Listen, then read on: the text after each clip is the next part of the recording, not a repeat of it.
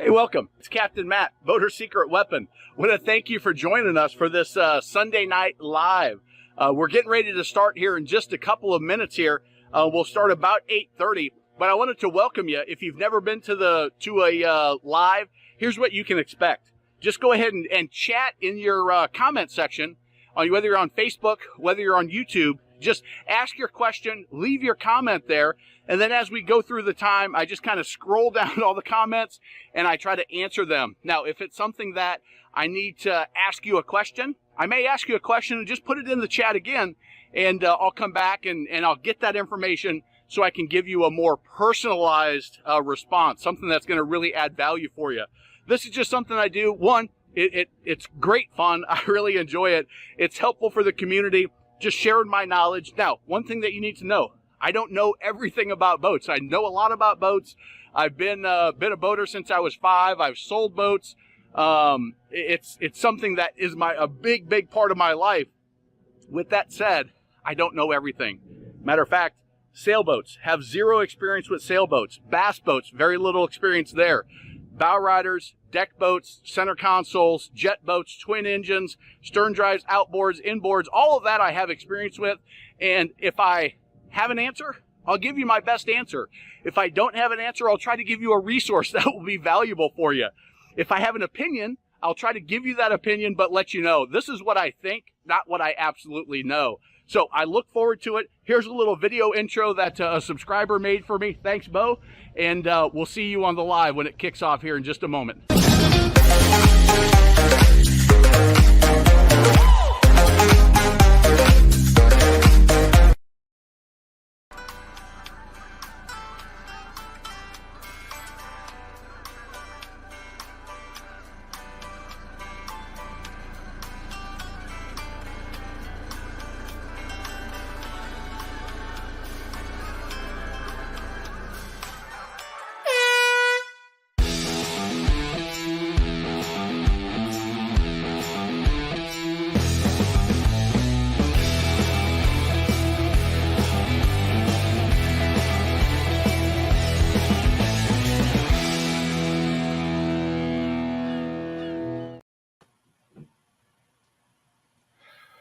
Welcome, everybody. Happy Mother's Day to all the mothers out there. And welcome, everybody, to the live. I am running late today, so you can see my background's a mess. I was a couple minutes late getting started. I didn't have it scheduled, but here we are. We are live, and we are ready to go. I've got kids that are being a little unruly. So I'm shutting off internet access, and we're getting everybody to bed. Let's see. I think we got that all done. So welcome. Hopefully you guys are having a great Sunday. Hopefully you got out on the water. We did not. We had my daughter and I today. We built a garden. So we actually built a raised garden bed. And we got it all built. We just need to put in the plastic liner and put some holes in it, and then put down the dirt and start planting. So my youngest decided that's what she wanted to do. We took down the play set, had all this extra lumber, and I told her I would do that for her. So her and I got up this morning, started cutting, started going to Lowe's for our several trips to Lowe's, and we've got a reasonable garden. I'm not a carpenter by any means, but we got something that I think looks okay and will hold the weight. So welcome, everybody. Saw Jerry, Rob, sustainability, Brock, welcome. Stephen, welcome. Stephen, I got an email from you that I don't think I've responded to yet. We are getting so busy right now with new subscribers, with new people getting the toolkit, with some tech things that haven't worked out the way I need them to. And so my emails are kind of backed up. I'm taking care of the customer service. Hey, I need access to this program first. And but trying to get back to everybody. I'll come back to your question here. 211, welcome. Hopefully you got on the water this Sunday. Mark, welcome. Good to have you. Mark, I don't recognize your name. Welcome if it's the first time you've been on. And awesome. Looks like we got a good crew here, and we will get through to everybody. So Stephen says, maybe this was even the email that you sent me. I'm almost certain I've got one somewhere in my I need to come up with a better email system than just working out of my Outlook email box, because it's getting too unruly. I'm missing too many things that I'm going to come back to later, and I just don't get to them. So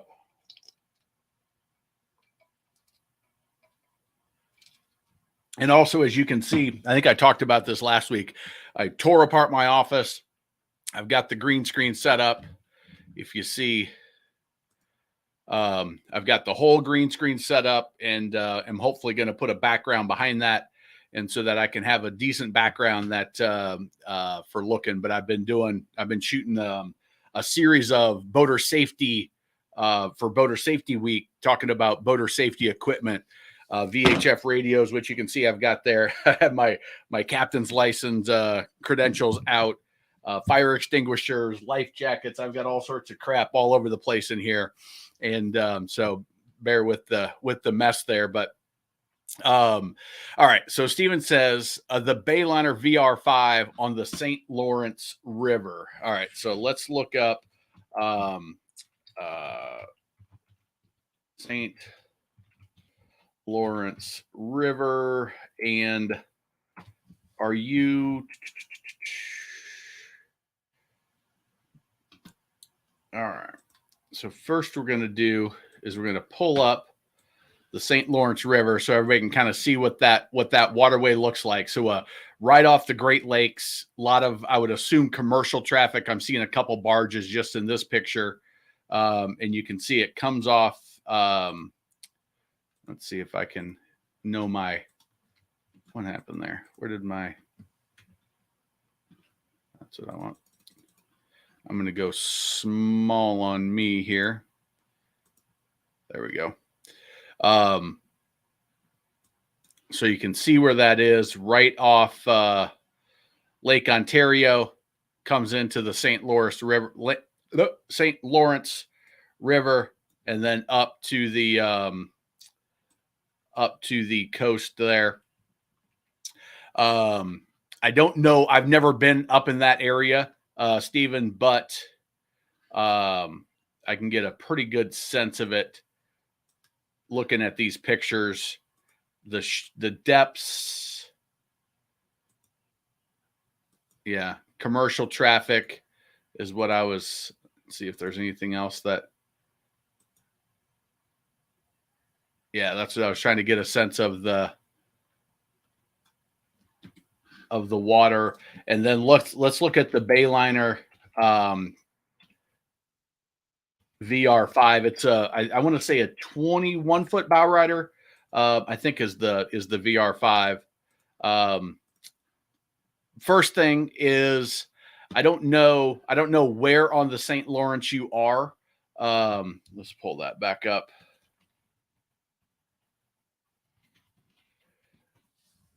But the closer you are to the saltwater, I don't know if it gets brackish, like where it starts getting brackish and where you are on the run. But maybe an outboard would be in order if you're in that closer to saltwater, if you would make some of those runs. Otherwise, you're totally fine with the stern drive in that situation. 20 foot, 7 inches, 8-foot beam. It's a little bit narrow. Usually on a 21-foot boat, you're going to be 8.5 on the beam. But that's okay. That's going to be a suitable boat for that area. I don't see anything that tells me that area is going to get crazy choppy. It kind of depends on where on the river you are. See, I missed something sanding on my desk. I had something that was jumping on the mouse, but I think I think that would be an adequate boat for just some pleasure cruising. You got capacity of 9. That when you start looking at places for butts on a boat like that, 1, 2, 3, 4, 5, 6, 7, I think is reasonable for real comfortable. Your weight with that 9, I'm going to guess it is, let's see what the specs are. Okay, so 1,790 pounds. So with 9 people, and I always look at this because I'm over 220. 1,790 divided by 9. Okay, that's not bad. 198 pounds a person. That's actually really good. Some of them you'll get down to like 140 average weight, and they can set that on the manufacturer level. The Coast Guard doesn't actually set it. The Coast Guard gives them the formula, and then it's up to the manufacturer to figure out what average weight they want to use that's reasonable. So you've actually got, you really could put 9 people on that boat that are averaging about 200 pounds and be in good shape. Know that the Bayliner is going to be a value boat. Stephen, you've been watching my videos long enough that my sense of that is perfectly safe. It's going to be a fine boat for you. You're going to have some little things that are going to be, you don't have as much fiberglass. You're not as thick, which means the ride's going to be a little bit more, not as solid. It's going to be totally fine, but just not as solid. You're going to have some little ticky-tacky things that break.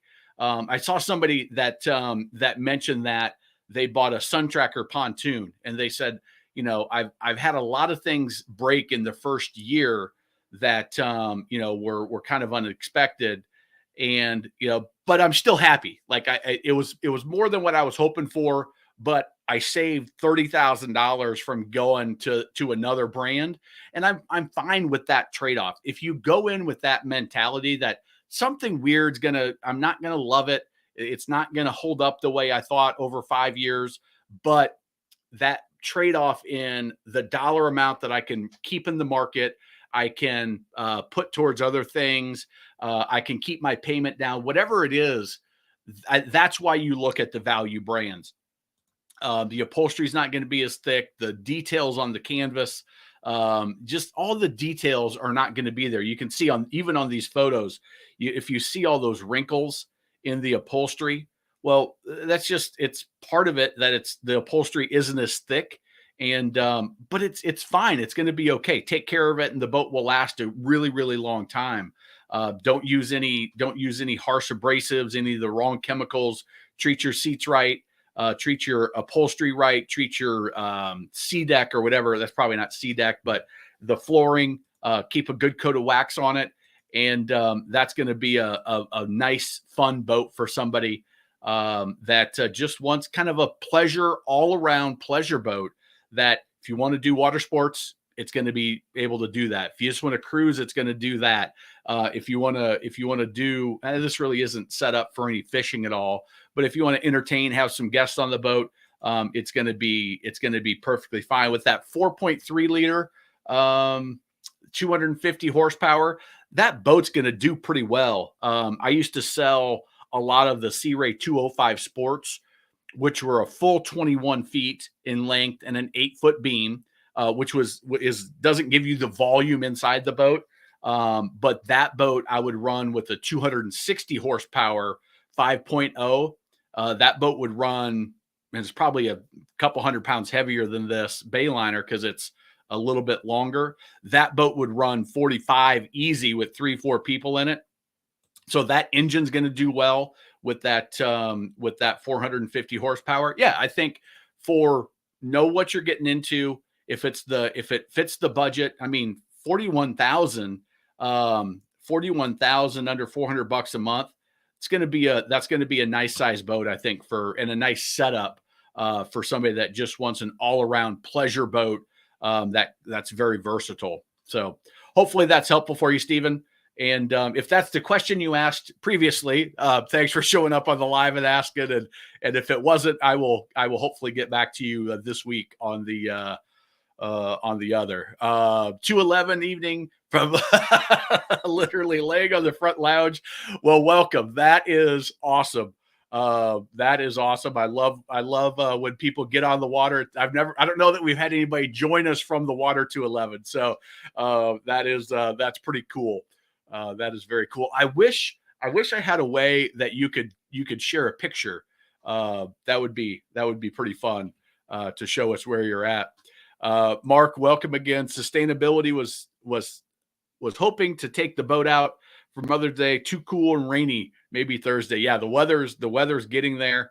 We were mid 70s today and sunny. It was a really nice day, but like I said, I had some other projects, and my wife wanted to get Pilates in, and we did Mother's Day brunch yesterday at Le Peep, a breakfast place nearby us. And instead of trying to get through the mad rush today, we sort of did it a day early, and she got her presents from my girls last night. They had me take them to the store so they could get her a basket of all of her favorite stuff, some Starbucks gift cards, some socks, some balloons, little candy. And they were all excited about that, and a little shrinky dink that my daughter made in class, my youngest. Rob, welcome. Corey, welcome. Good to have you. Doing well. Let's see. Toilet bowl cleaner, cheap alternative to clean that hole before summer wax. No, it is. It's fine. Just be careful.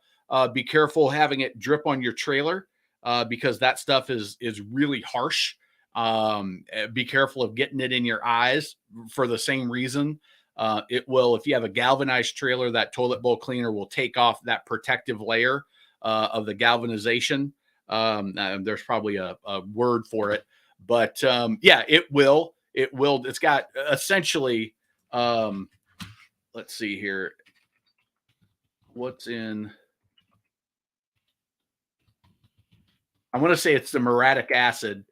Yeah, muriatic acid is the compound. So you can go and buy just muriatic acid and spray it on, and it'll do the same thing. But the thing about the toilet bowl cleaner, it's usually in a gel, and which means that it can be easier to work with. I don't know.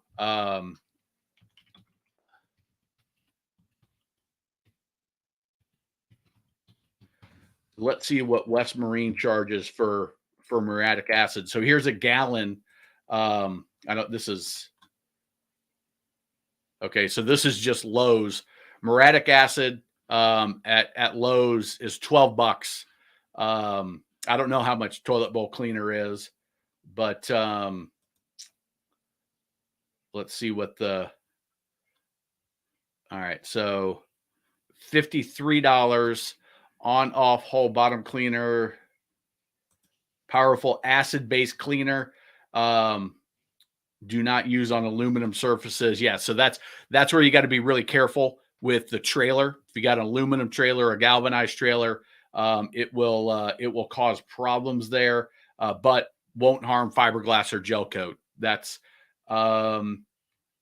I wonder if I don't know if there's anything different in addition besides or if it's straight muriatic acid, but either of those are a way to go. And it's acid, so just make sure that you're in a place where it's okay for that acid runoff to go. But I don't know. Let's see here.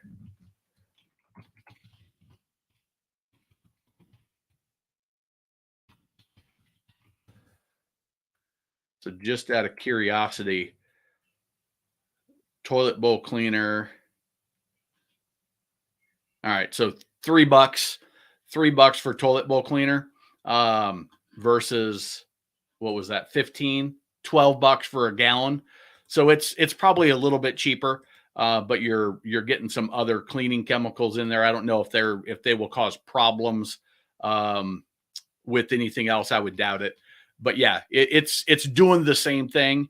And what you want to do is then wash it with a Dawn dish soap, with a degreasing soap that's going to strip off the wax and everything else.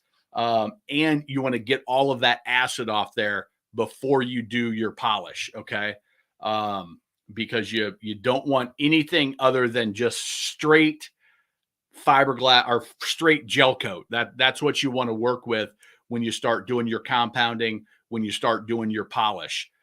Just strip it down to get it nice and clean. And I've been talking to Barry Burhoff, who's the president of Surehold Marine, and we are actually, I'm going to head down to Florida, I think is the way we're going to do it, in the next, probably in late June or July, and do a series of how to detail your boat, go through all their products.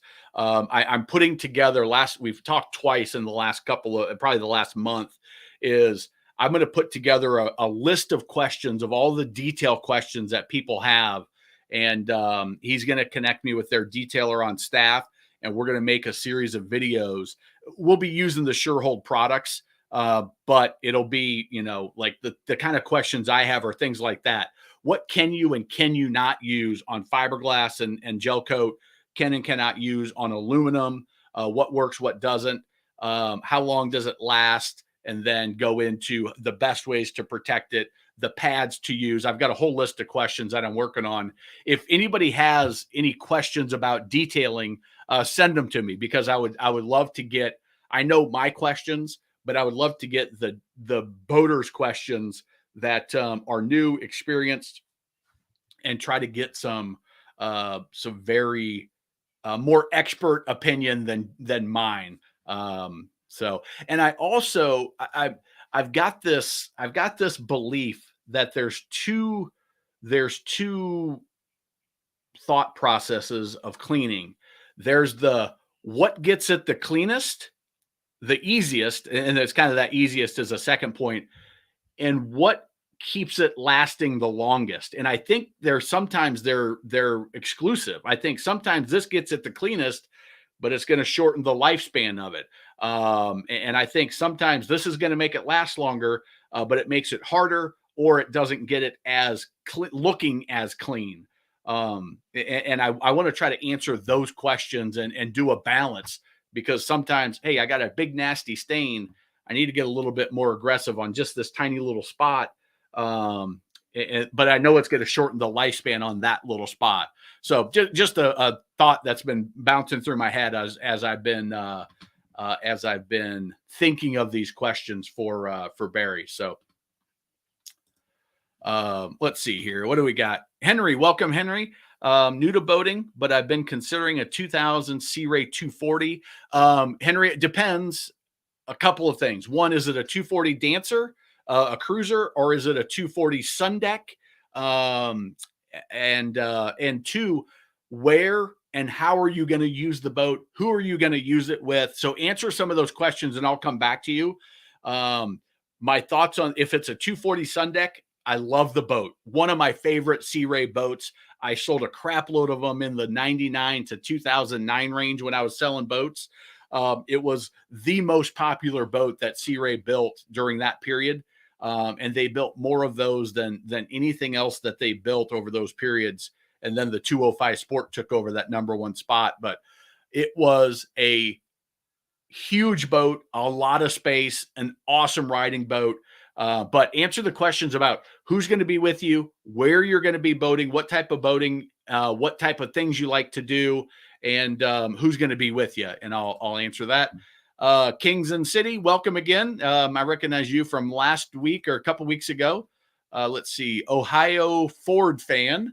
Hello, Captain. Welcome. I don't recognize your name.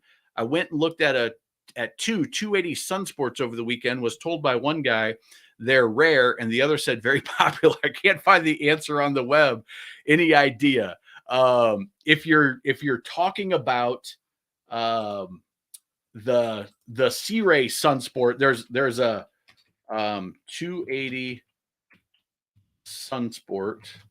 I know Sea Ray makes a 280 Sunsport. If that's what you're talking about, I don't know. Oh, let me put this up over here for you. I don't know if another, what'd you say? And what year? Um, so here's what I'll say is if it's the Sea Ray 280 Sunsport, and tell me what year it is. And I'll pull up a picture here. We'll just pull up this Boat Trader ad. Um, is they they may both be right. They were popular in area by area. So let's see here. I got to remember not to pull up Boat Trader. The pictures don't show up the way I like to show them. Let's go here. The 280 Sunsport, it was a very popular boat in certain areas, like Lake of the Ozarks. The big bow riders and the bigger cuddy cabins were popular, but in other parts of the country they just weren't. So if they were in different places, that might have something to do with it, and maybe different lakes as well. Depends on if you're in Ohio. It could be a great boat for Ohio. That cuddy cabin. The thing that let's see if we can get any of the. You don't have the headroom in that cuddy on a sport. It's not like a 280 Dancer where I'm 6'2" and I can stand up in a 280 Dancer with a couple of inch clearance in most of the cabin until you get further in the V berth. But in the Sunsport, it's lower profile, so you don't have that headroom, which means you don't get the same airflow through. You may or may not have air conditioning on that. You almost certainly don't have a generator on that, but not necessarily. That I think they were less common. They were less common in those models versus like if it was a Sundancer, all of them would have a generator on a 280. Let's see if we can get some interior pictures.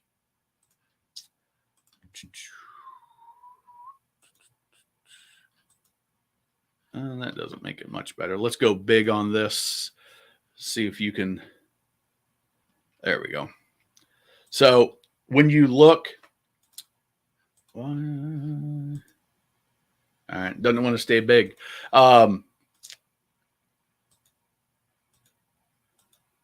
Why nobody wants to show interior pics on these, but they are they're a nice solid boat because of that cuddy. It's going to be even more solid. I mean, these things are going to run through almost any chop that you can throw at them. Let's look at the cockpit.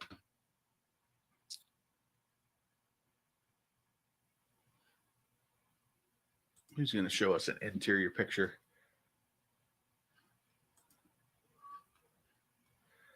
I've been on a handful of these. I haven't been on a ton of them.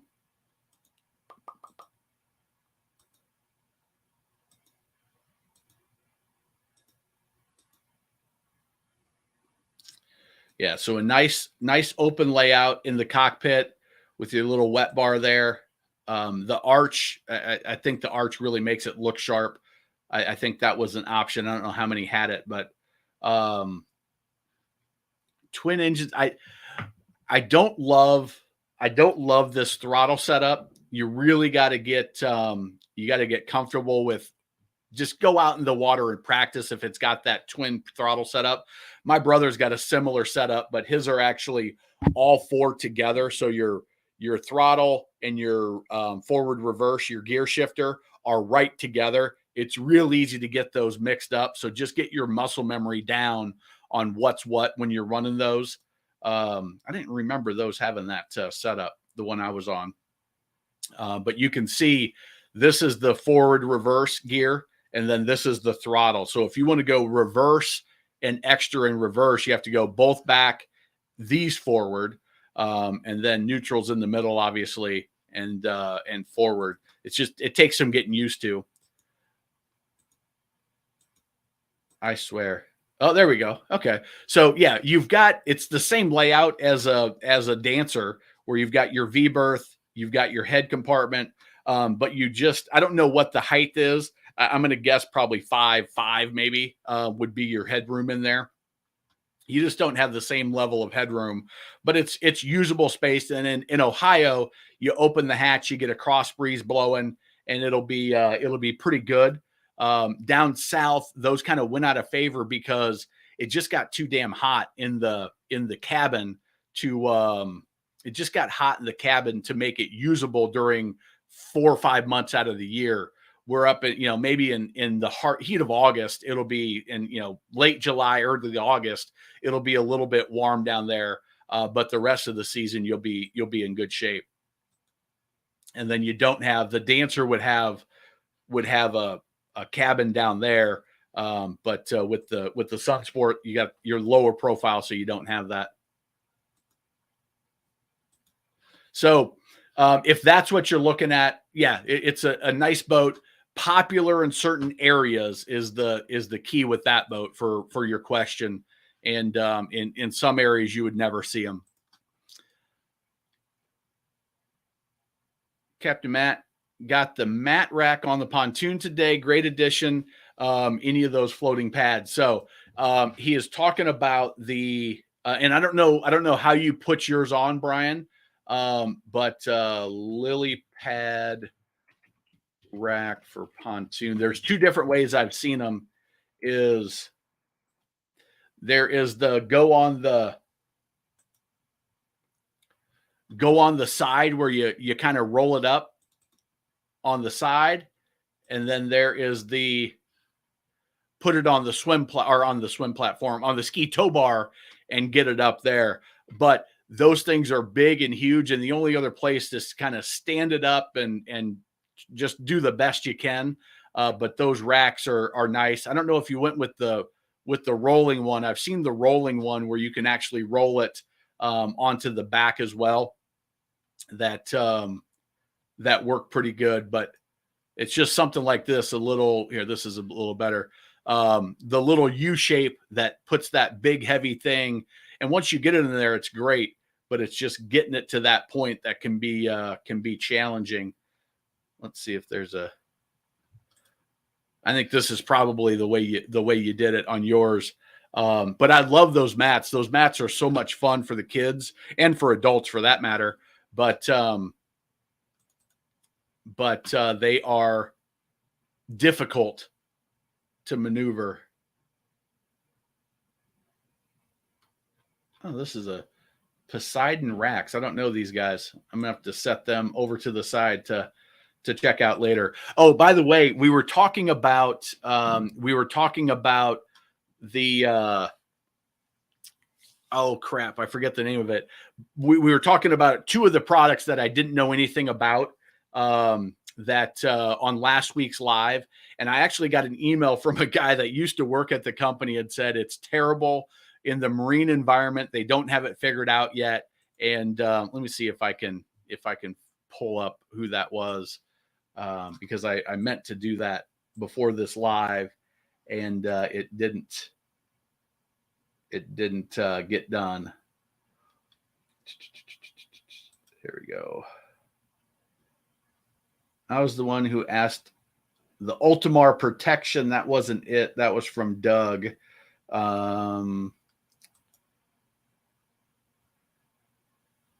Cerakote. That's what it was. The gun coating.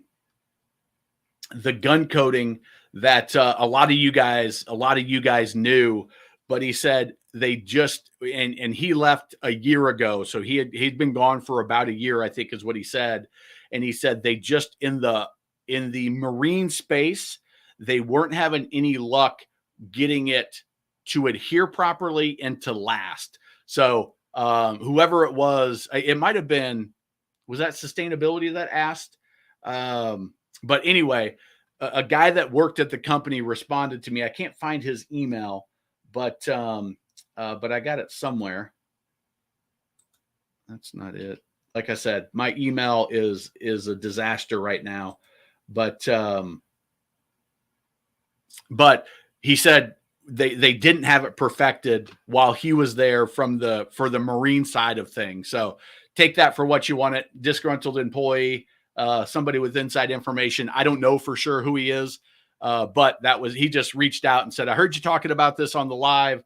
I wanted to share my experience, and that's what it was. So, but awesome, Brian. I would love to see a picture. I know you got my email address. Thousand Islands region, first 60 miles from Ontario, definitely outboard. Okay, yeah. And another reason that I like the outboard, in addition to the saltwater, is time of year. You can certainly extend your season up there, being further north, and with that outboard option. And I don't know what that does to, do they call it the,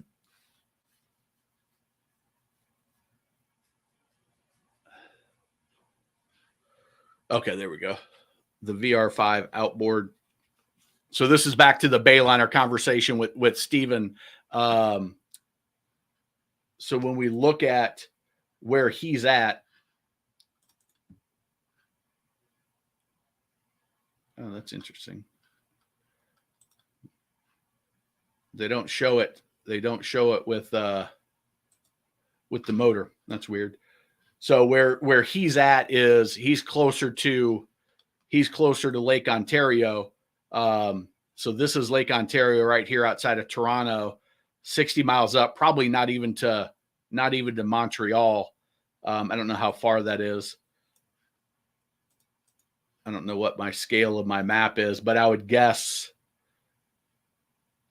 before you're getting to Montreal. And so that's all going to be freshwater. Yeah, I would think that would be a nice setup. And I like the outboard for that reason as well, for the extending the season with not having to winterize. Thoughts on the Glastron GTD 245 Surf? Okay, so couple of things. Glastron, I don't know what year. 245, other than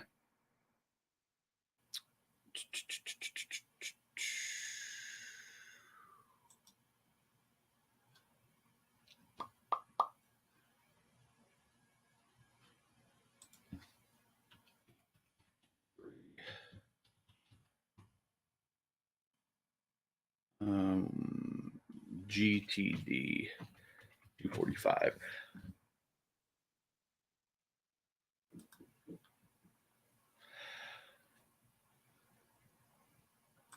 All right, so we're going to look at one that's in stock. They don't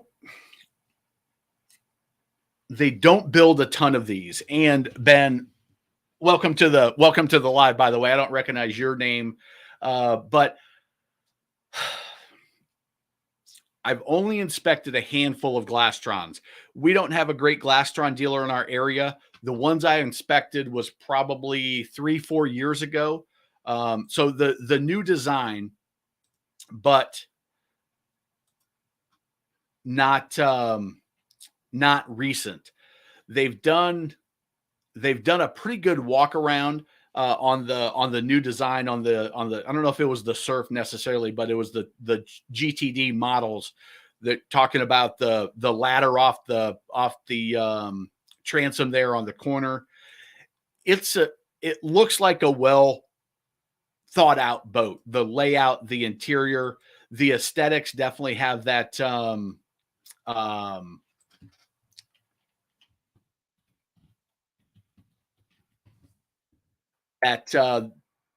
that kind of European styling. They're a Group Beneteau owned boat. Beneteau is a French company, and they have an American division, but you can feel some of that European styling that comes into almost all of their brands. The Four Winds, the Glastron, but yeah, Four Winds is going to be the premium. Glastron is going to be the more mid-tier value brand. I would say the 245 Surf is probably closer to lower mid-tier. But again, just like we talked about the Bayliner, the Four Winds is built considerably better. I've been on Four Winds as recent as this year. So I've been on 2023 Four Winds this year, but they are they're well-designed boats. They're laid out in a smart way. The styling is more European. It's not really for me. But if you like the styling, especially the windshield is where you really see it, and kind of some of the other exterior lines, just know that the upholstery is not going to be as thick as some of the more premium level models. But just like we talked about with the Bayliner, your investment is way down. Now you might look at that 200 or $118,000 number and say that's the investment is down. Crazy enough, in today's market, it is. For if you were to look at a 24-foot surf other model, you would be up $30,000-$40,000. But little things like if you see this gas assist, and you look at if you look at the weather stripping around, how that's going to seal up, is it's not going to be as thick. It's not going to be as heavy duty as you'll find on some of the more premium brands. Again, that's how they keep the investment down. That's how they get that price down to a more comfortable level. I do this this step through on the hull, on the gunnel there, is nice. If you pull up on a side dock, let's see if there's a better angle.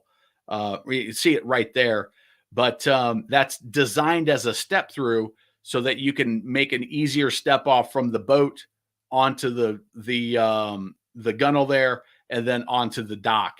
I think, again, that's a smart design that they came up with. And there's also a door that I don't know if that comes out completely or if that's going to hinge. I don't remember how they did it, but it will give you easy access on and off the boat, which I think is really nice. What else about this jumps out at me when I looked at it? And I'm trying to compare it. The Four Winds had virtually the same layout, and they use I can compare it versus the Four Winds because they use similar materials. I just know that the Glastron is scaled down a little bit to hit that price point, and so I'm trying to remember what jumped out at me on that. The double helm seat, I don't know, depending on how big a butt you got. If it's me and my wife, I'm 6'2" and she's almost 6 feet. So we're gonna be tight fitting on that double helm seat. It just, is it comfortable for you? I like the U-shaped seating. That's very comfortable.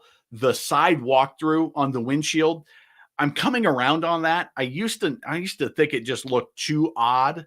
But you're seeing it more and more now, and because of there's more exposure to it, I'm getting more comfortable with it.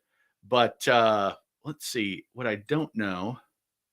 Okay, so you can close it off. I don't know if there's going to be a wind dam that you can put in there or not, which may or may not be a big deal depending on where you are. I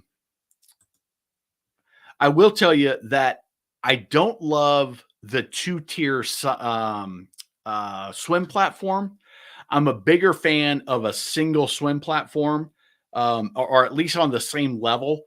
What happens when you have the two tiers is it's too easy to misjudge. You're kind of just hanging out on the back, and it's too easy to misjudge and miss that step. And I've got kids. My kids are 9 and 11, almost 12, and inevitably they're screwing around back there.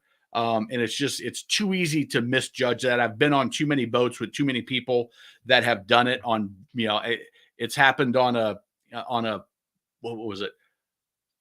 My cousin, who may have been having a few too many cocktails when we were out with some friends. They had their 44-foot Sea Ray, and it had that two-tier platform, and she backed up, missed that step, boom, boom, in the water. And it's one of those things that I notice a lot. When you look at, depending on how rough of conditions you run in, when you look at the dead rise on this boat, I don't know if we'll be able to see it very well. If you see that dead rise there, not a ton of dead rise, which means it's not going to push out a huge wake. Now you fill it up with ballast, you put your trim tabs down, and it'll give you a surf wake. Don't get me wrong. but it's also going to ride a little bit rougher in rough chop because of that flatter back end. That dead rise is going to feel a little bit more chop on it. Overall, if that's what you want to do some pleasure and surf. I think it's probably a good option if it fits your budget. So I feel like I'm going really long on all of my comments today. But let's see how we're coming on. Oh, shoot. All right. So, and I know I've got Henry to come back to. I don't know if he's okay. I see some of his stuff, but, all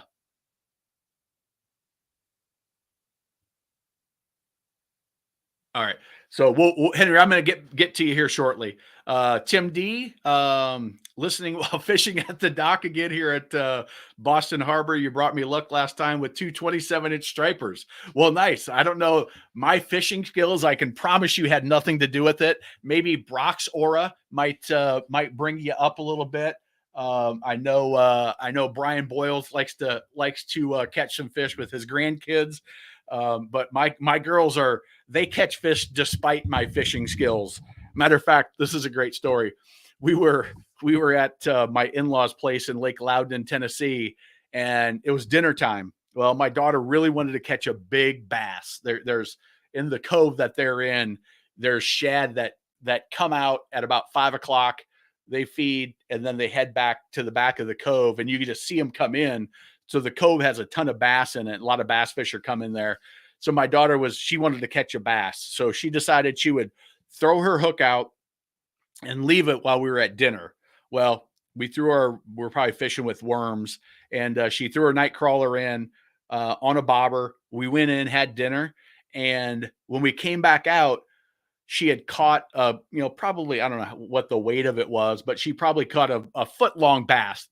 She was in heaven. She thought it was the greatest thing in the world. But what happened is she caught a little tiny bluegill that got on that bobber, and then the bass came and ate the bluegill. So she caught 2 fish in one, and she thought that was the greatest story. So now that's her move every time we're there. She throws in a hook, goes up to dinner, and expects to have a big giant bass and a little tiny bluegill on the same hook. I'm like, that is a one in a million maneuver. So, all right, let's see here. So let us know, Tim, if you catch a big one. Do you think prices will go down any further as the year goes on? Kingston City, I have got my new market update done. I meant to record it on Friday, but here is what I am seeing. Let's see. Who did I see? Tyga. I am starting to see this right here. And that is, I'm starting to see rebates, save big, 10K all May. So I got this email from Tyga, rebates. Let's see here. Tracker Marine has their inflation buster pricing. Save up to $2,000 with new inflation buster pricing. Who else? Did we see it on Glasstron? Let's see if we had it on Glasstron. Oh, we're on a dealer site. Glasstron boats. Oh, I didn't see it, I don't think.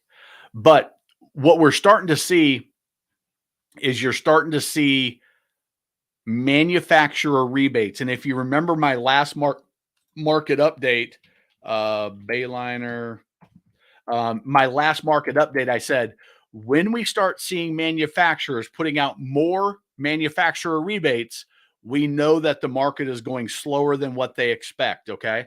So this time of year, we should not be seeing manufacturers shouldn't have to be putting out rebates unless they're nervous that the inventory levels at the dealer is getting too high. If the inventory levels at the dealer is too high, that means right now we're in May. They're in heavy selling season, but in June, July, they're starting to think about what 2024s am I going to order? So manufacturers are saying they can see their inventory level. They know what they've sold and what they haven't. Hot boat summer extended Save now. So let's see what Bayliner. Save up to $4,000 on select model. Now, when I go to, let's go to let's go to Cobalt. Cobalt, you won't find that. You won't find any or when I checked it the other day, you didn't see rebates on the more premium brands. So if you count down to launch, so there's nothing there. Let's do Barletta pontoons, and you'll see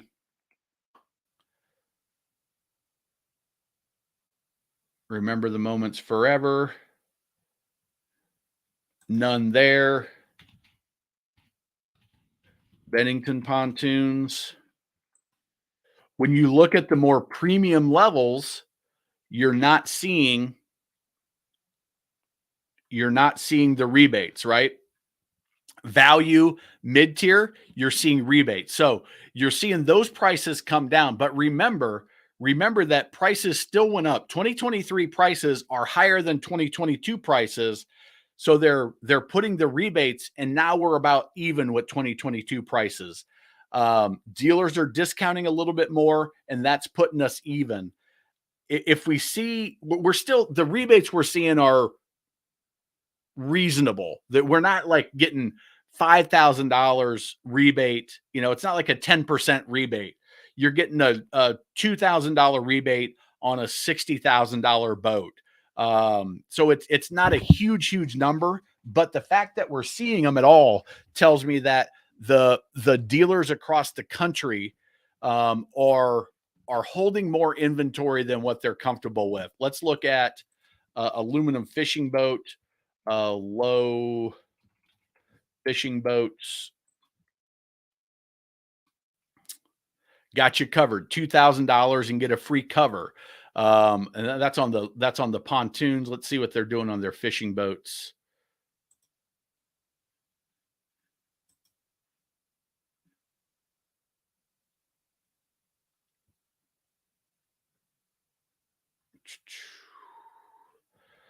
Starting under 2,000. All right, so it looks like the rebates are just on their pontoons. I'm not seeing it on their fishing boats. Let's see Lund. So it's really a matter of manufacturer by manufacturer, segment by segment, and what you're seeing. Save up to $2,000. Set the hook sales event on the Lunds. Now that $2,000 is on a one. They're using it as a lead generation. So you gotta submit your information to know what boats they're on. Standard Deep V 202 Pro V GL excluded from the offer. So for whatever reason, they're selling plenty of those 202 Pro V GLs. So there's no rebates on that. Save up to $2,000, and it's on new 2021, 2022, and 2023 models. Well, that's interesting. That tells you that there's some 2021 Lunds out there. There shouldn't be. Right now, there shouldn't be any 2021s. What I know about Lund is Lund got way behind on production. And so dealers in September of last year were getting 2022 models delivered to them in September of last year. They should have got their last 2022s in July. Maybe a trickle into early August. There's no reason they should be getting the 2022 in after August, but they were, because everything was delayed, especially the bigger horsepowers. So some of it is their 2022s are out there because they got them late. 2021s tell me there's some and I've talked about this, that the aluminum segment slowed down a little sooner. They're probably lower levels, and they're probably just in certain parts of the country. There's not 2021s everywhere, but there's pockets of the country where there's 2021s where things slowed down a little sooner. People got a little bit more nervous about what the economy is going to do. They're probably lower price point boats, smaller horsepower, and those are the ones that they're trying to get moved out so that they can start building the 2024s And but do I see it? Plummeting? I'm really surprised. I'll tell you this. I'm really surprised that we're seeing rebates right now. I did not expect to see rebates until after 4th of July. I thought the manufacturers would evaluate the inventory levels then and put rebates in if necessary. But by seeing them now before Memorial Day, that tells me they're a little more nervous than I expected them to be. So hopefully that on the consumer side, hopefully that means negotiate your butts off. Negotiate as much as you can always, but get those discounts. What I hope it doesn't mean is that we see a real big, deep recession in the overall economy, affecting the stock market and affecting people's incomes and jobs. But for boat buyers right now, it's you've got more negotiation power in most segments, mid-tier, value for sure, lower price points for sure. When I say lower price points, we'll say under 100,000. When you start getting over 100,000, I think that part of the market's still doing okay, because I didn't see as many premium level brands that were offering any rebates at all. Steven, you're welcome. Very welcome there. Check email, just sent a pic where I'm at. All right, so let's see here. So 211 is out on Cumberland, and let's see how jealous I am of him right now. We're having a good time. Don't get me wrong. We're having a good time here on the live, but 211 is really enjoying it. Now he needs to have a bigger smile on his face right now, being on the Boater Secret Weapon live and being on his brand new center console on Lake Cumberland on what looks like a really nice day. That is all right. What is that? Is that by the dam? Looks like that might be by the dam there. But that is awesome. I am jealous. I am jealous. Anytime being out of the water in the evening, it's some of my favorite time. Let's see here. Close some of that down. All right, we're gonna. Oh, hey, you see my fancy screensaver. We're gonna go back to Jason on there. All right, Mark, you're very welcome. Bo, welcome. Good to have you. Late are okay. So Ohio fan, 97, 98, both were in the Ozarks. So yeah, that boat in the Ozarks was super popular. That boat nationwide, no, not so much. So at the Ozarks, that boat, oh crap, I knew the owner that was selling those back in those days, and they were, they had a dealership in Kansas City, the Ozarks. It was before Marine Max bought them out, but anyway, JD was one of the general managers or owners there, and they sold a crap load of those. They also sold a ton of the 280 signatures, and but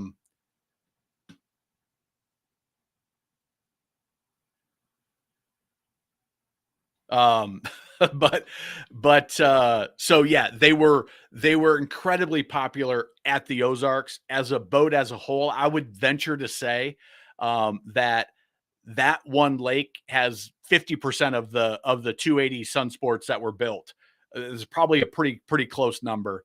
Sorry, captains. 2009 240 Dancer, looking to go freshwater, maybe Long Island Sound in Connecticut with the wife and 3 kids. Okay, so Jason, sorry, we're gonna take you off here, and we're gonna get back to oh, that was mine that I was keeping.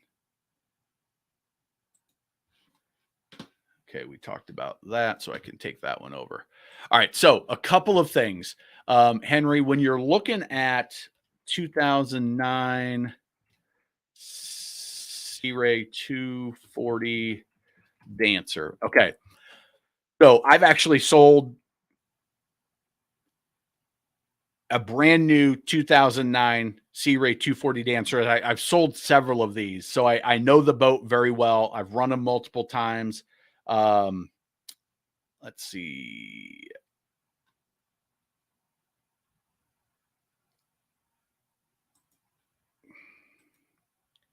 Okay, I'm just trying to get one that's going to give me some good photos to look at. And I'm going to go small on me, big on the photos.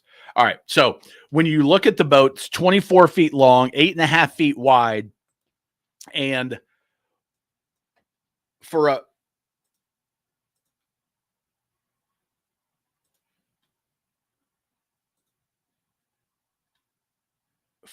a family of 5, let's just take a look at. All right. So if we look at the cabin on this boat,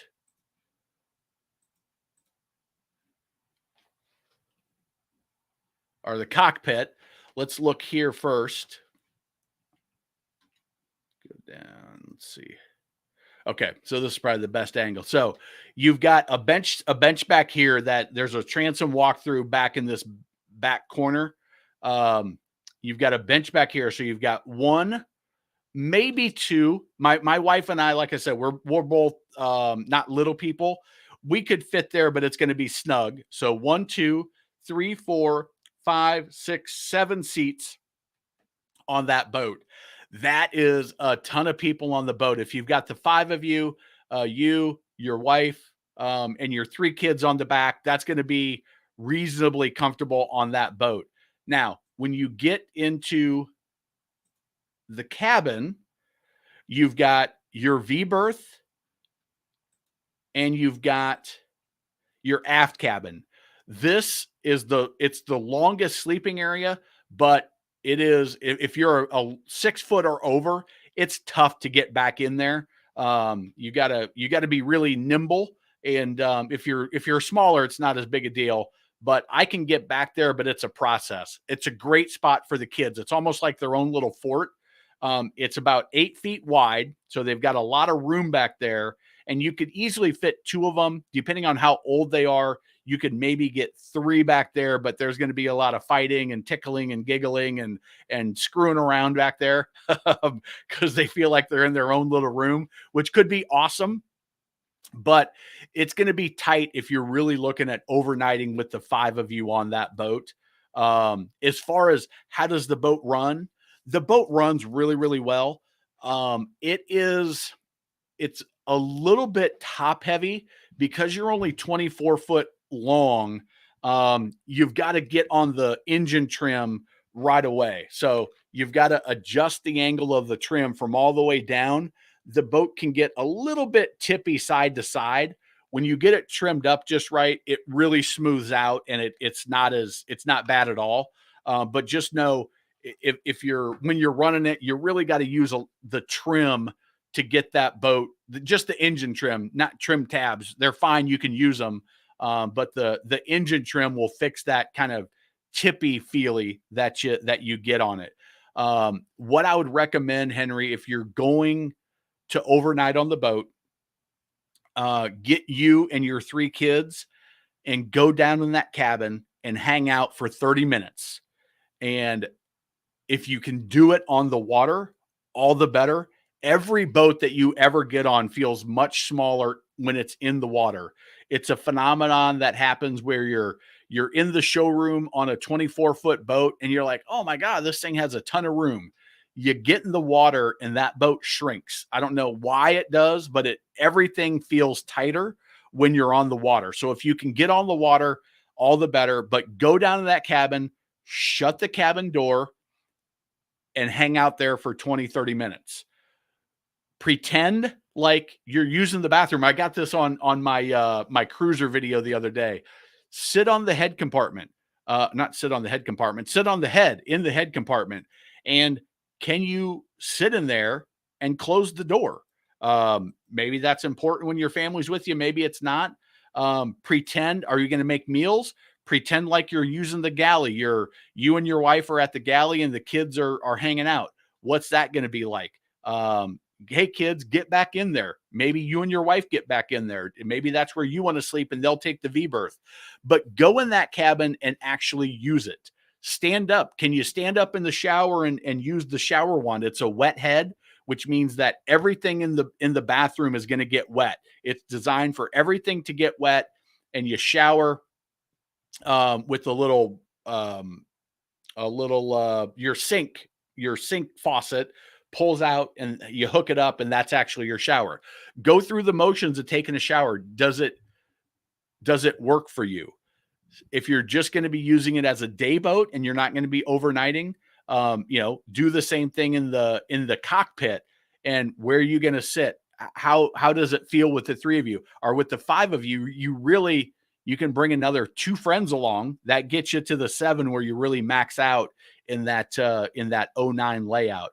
In the other years, what they did is they actually got rid of this 2-seat setup, and that's a rear-facing lounge that goes out. It still only sits 2, but it's more loungy and more usually my wife, when we took out a 240 a couple of times, it was a 2010 where they had made that change, and it's got that rear facing lounge, and she liked to sit there sitting back with her feet out. But how does it feel with the 5 of you on the boat? Because that's even though it's a 24-foot boat, there's not a ton of space on the cockpit or in the cabin that you're going to have a ton of area to move around. As far as the quality of the boat, it's a well-built boat. Just make sure the one that you're looking at, it's now 14 years old. Make sure that boat has been well taken care of. If it's been in the salt water, has it been flushed consistently? When's the last time they changed the risers and manifolds? Look at the drive. Does it have bottom paint? How well has that been taken care of?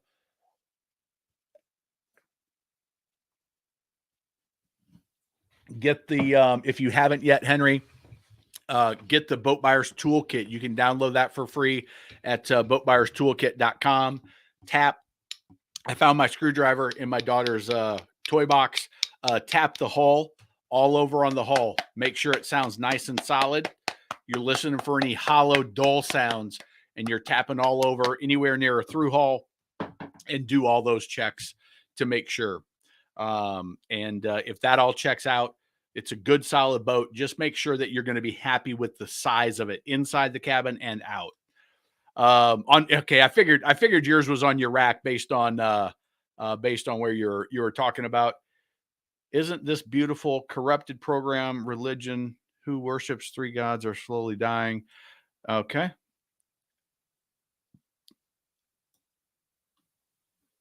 All right.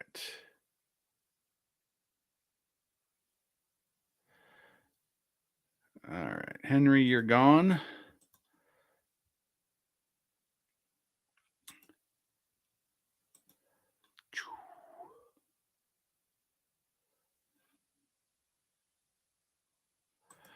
All right. Sorry, we got some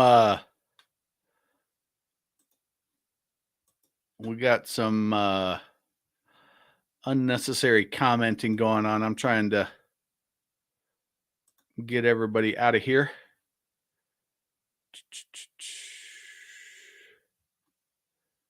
All right. I think we're good.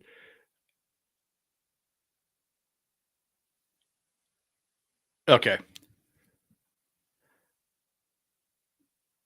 Yeah. I think we got everybody banned and kicked out that needs to be kicked out. That's for, if you guys have been with me for a while, I think I don't stand for any of that nonsense. That is somebody I'd rather not have support anything that I'm doing. All right, Ed, there we go. We can handle this question easy. All right. So what brand of pontoon is good? Go watch this video. Now, this one, best and worst pontoons. So I inspected every pontoon at the Greenville Boat Show, and I give you my rating of them, of how I look at them, and I put them in categories. In my mind, the best pontoon is Barletta. Barletta pontoon, in my opinion, is the top. Bennington, Harris, Manitou, and I'm a Manitou with an asterisk by it. 2022 and previous Manitous are in there.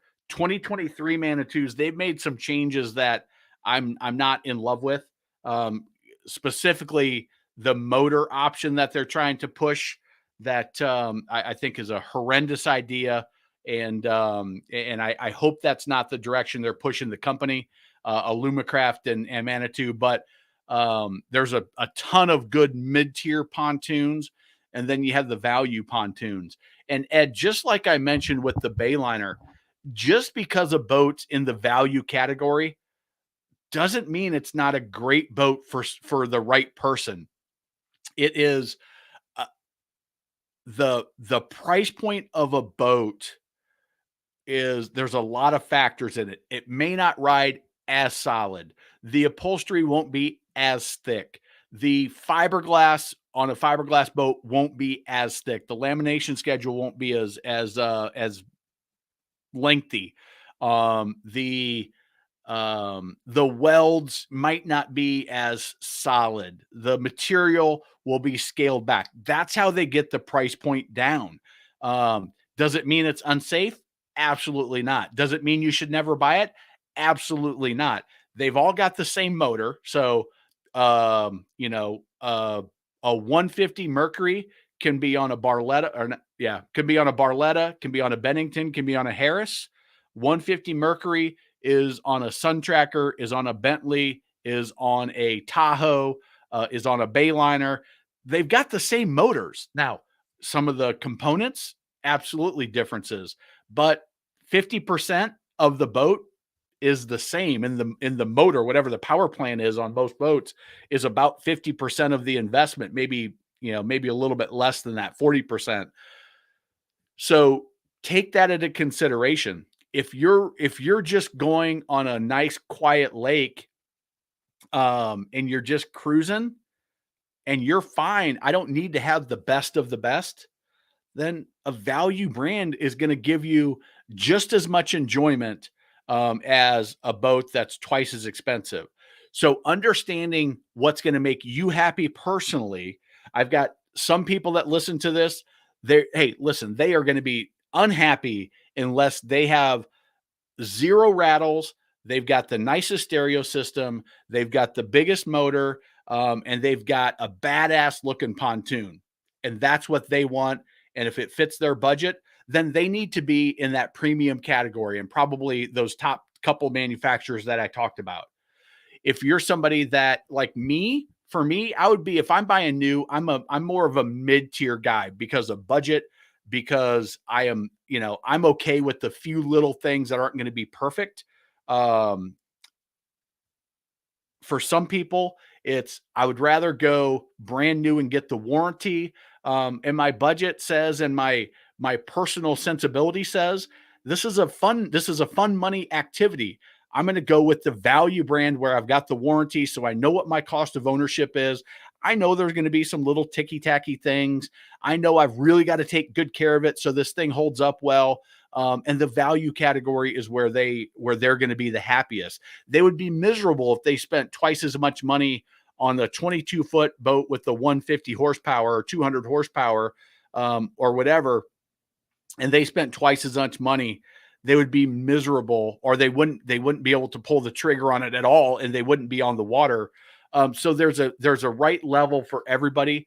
But the biggest thing, Ed, is the dealer, the local dealer that you buy from.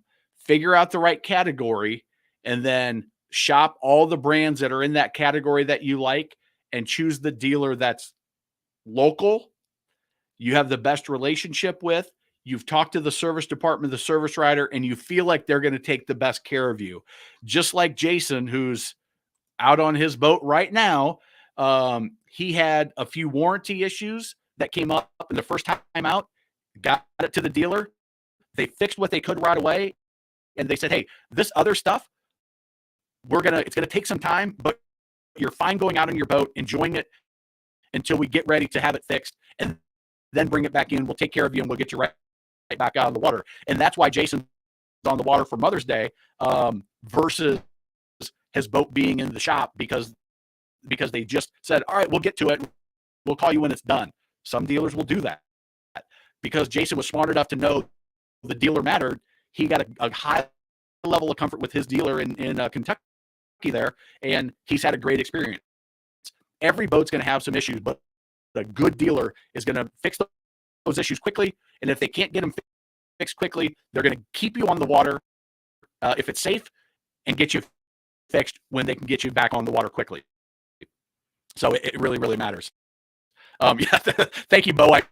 I didn't catch that till, and I think I got everybody kicked out that needs to be kicked out. So if you see it again, give me a little note. So up in Rochester, hopefully, Ed, that's helpful for you. And yeah, the dealer is as much, to a certain point, more so once you get in that right category band, premium, mid-tier, value, then it's the dealer. I would default, okay, I find my band, I find the models that I like, the layouts, the whatever option, those are the ones I like. And now I go dealer. Once I'm in the right band, dealer's the most important. So hopefully that helps you out there, Ed.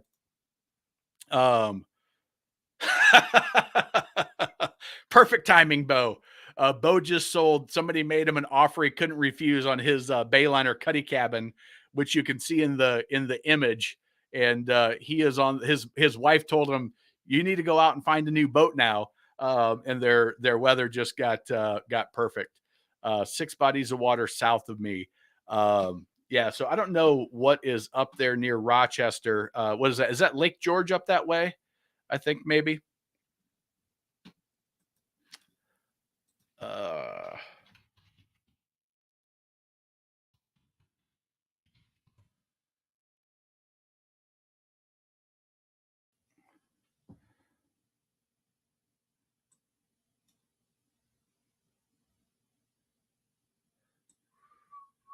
All right, so there's Rochester somewhere around there.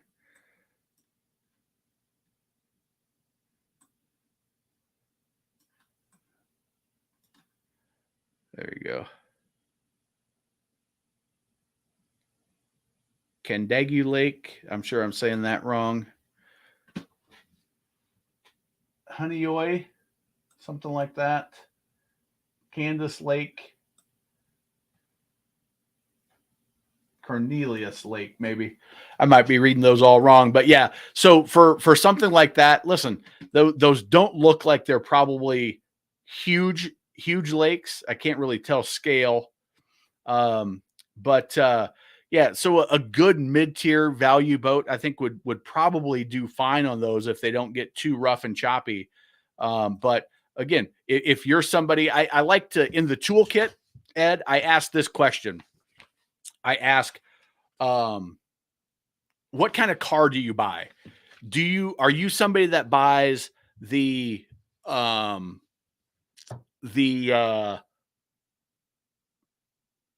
base Honda Accord? Are you somebody that buys the best used vehicle that you can afford, that's 3 or 4 or 5 years old, but the highest level quality? Are you somebody that needs that buys like the person that buys the Yukon Denali? That person needs to be in the premium level. They just won't be happy if they likely will be unhappy if they buy something less than that. And sometimes it doesn't have anything to do with the financial. It's just that's what they like and that's what they need. I've got a buddy that he could buy virtually any boat that he wanted to in the category. His wife drives a Porsche Cayenne. He drives, I think he drives an Audi now. His kids drive BMWs or Audis. And, but he bought an 07 23-foot Chaparral. He's like, I could spend more, but for me, for my boating budget, this is just a fun thing that we're going to do 10 times a summer. And we're just going to try it out. It's the first boat that they'd owned, that his family owned boats when he was a kid, first lake boat they've had. And so that fit his fun money budget. And he got a Chaparral quality boat that was several years older. And I helped him pick it out and test drive it. and they've had it now for this is their third or fourth year, and they just bought a house or bought a condo on the lake to keep the boat at because they're enjoying it so much. So thinking through what your boating budget is, what type of vehicles you drive, and what's going to make you happy out on the water, that's going to help you zero in on the category. All right. How much does it cost for a yacht? It all, you can spend as much money as you want. We'll see. All right. I've got a suspicion that that's going to turn poorly too, because he popped in about the same time as everybody else. All right. So if I kicked you off and you were asking legit questions, then sorry, you can come back on next week. Let's see here. Freedom for Doctors. Thoughts on the Tahoe 16 versus 18 and pricing deals, 3-4K off respectively now later this year. Okay, so Freedom, we talked about this just a little bit on the rebates.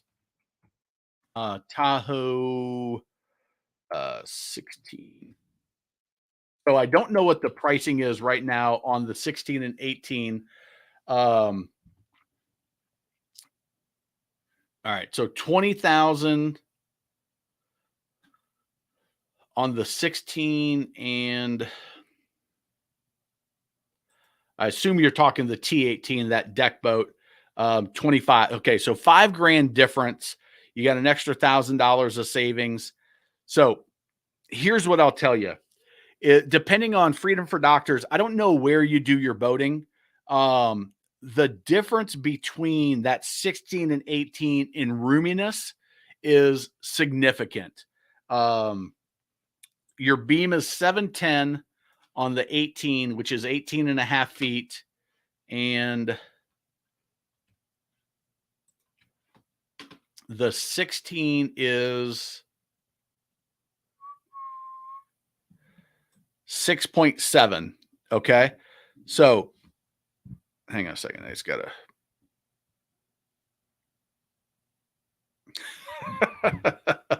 I don't know, Paul. They are in my chat. So I don't know what they're trying to do here. Okay, so here's when you look at one of the things that you'll find interesting is the beam of the boat has a significant impact on the roominess of it. The volume, when you add that extra, even just 3 or 4 inches of beam, it really makes the whole boat feel bigger. So if that 25,000 number fits in your budget, and Freedom, I don't know enough about who's on the boat with you, how many people, what type of water you're going to be on. But I can tell you, if you put 4 people in the 16, you are going to be tight. You can see these 3 up in the bow, and they're really, they're taking up the whole bow. When you look at the, give me a picture of the cockpit. So when you look at the stern, that's it. There's no back of the boat. Your helm is your back seat. So you've got 3 across the back, and you've got 2 seats up in the front. So you got 5 on that boat, and you are full. Now I don't know what the capacity, if it's 6 or not. 6 people. Okay, so the max capacity is 6 people, 950 pounds. So let's do the same math we did on that Bayliner. So 950 divided by 6 is 158 pounds a person. Okay, so if you got some kids, that might work. You might be able to get 6 on that boat, but the 18 is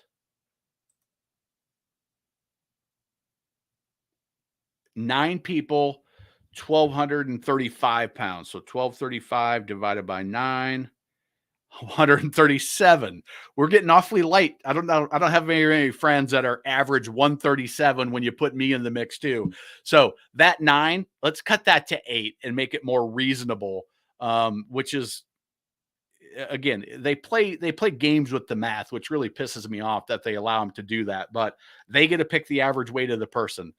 So that extra beam and the extra weight capacity, if you can fit that extra $5,000 in your budget, I think it would be money well spent. It's going to ride better. It's going to give you more room. It's going to give you more room for equipment and gear, life jackets and floats, and you're probably going to do some water sports. It just gives you more space, a more comfortable ride. It's, to me, on a big enough body of water, it's going to be a better option. I would also, that's with the 90. I would also probably look at going with the 115. If I was going to do that 18, I would do the 115 if I wanted to do any water sports at all. I think you're going to be happier with that setup. So it's going to impact the pricing. I don't know what it goes up to. Let's see here if we build our own.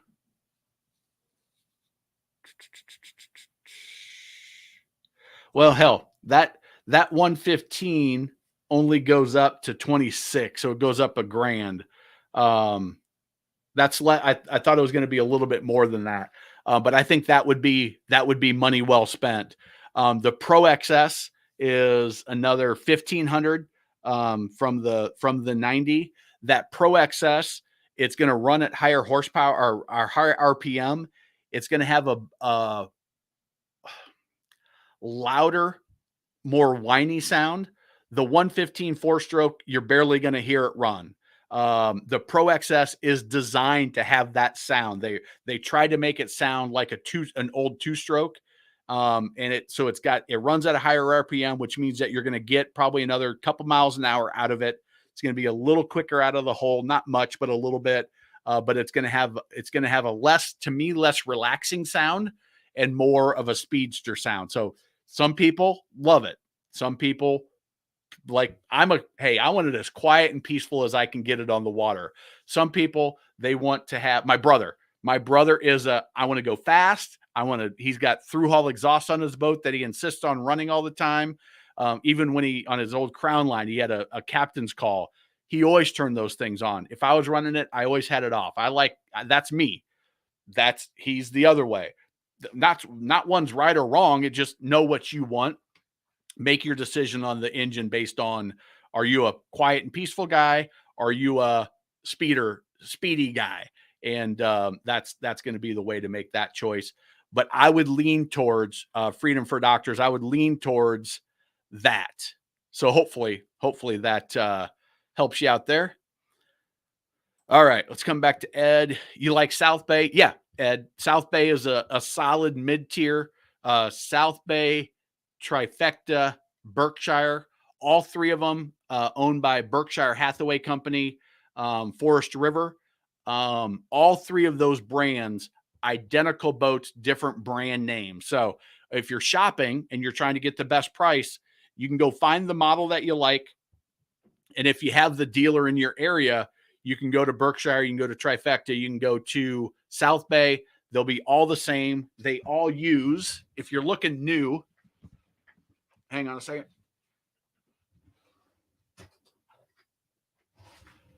One of the design flaws in my desk is my drawer is now over on the side where I got all my crap.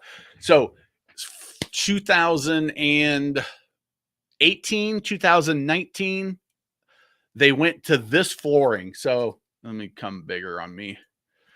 So this is the flooring that they use. It's the Forest River flooring. You can see it's a composite. So this is hard. I want to say some sort of plastic. And then they've got air pockets and corrugated plastic in there. They've been using this in the RV division of Forest River for 5 or 6 years. They've been using it on their pontoons for, this will be the 2023 will be the 4th year. So it's 2019 when they first started it. Lifetime warranty.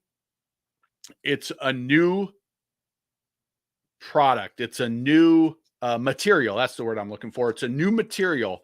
And so far, it's been holding up great. In 10 years, is it going to hold up great? They say it will. They have high expectations. They move their model to it. And all three brands are using this. No wood, so no rot. Marine grade plywood hasn't had that issue for a number of years. because they improved the way that they were treating it for the marine world. But you'll find this lighter. It's supposedly more durable, but I've got a question mark on it. All indications point to it being a perfectly fine material for your base of the boat. For me, after 7 to 10 years, once it's been proven over time, then I kind of become a convert. Otherwise, this is the only thing that I would question on that.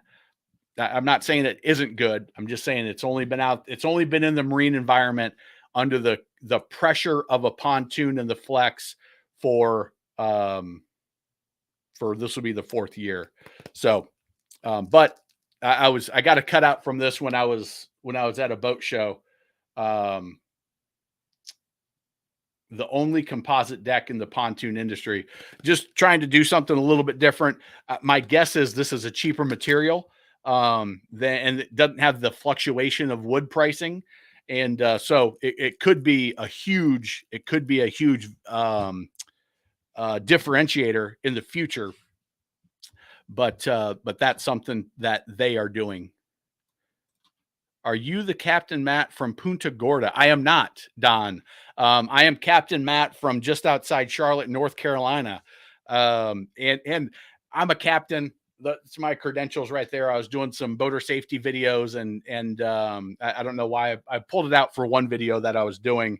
I'm a 25-ton master captain, but I don't do a lot of captain stuff. I do a little bit of work for Towboat US that I started this year. When they need me, kind of an on-call to help out when they've got a bunch of stuff going on and it fits in my schedule. But I don't run charter boats. I don't really run commercial stuff because I do train people. And I've got my best boat captain programs. I do have my Jason. Oh, let's see here. Jason, let's see. Hey, send me a nice sunset picture if you got one, Jason. That's my favorite time on the water. But because I offer my best pontoon programs, I thought it made sense to be an actual licensed captain. And because I called myself Captain Matt as just a moniker, I thought it would be, I needed to go through the process, which I did. And, but I am not in Punta Gorda. Give him a sec. He has a new streamer. Yes, I'll get there. Let's see here. Thoughts on 2016 G3 Tri-Tunes. Okay, so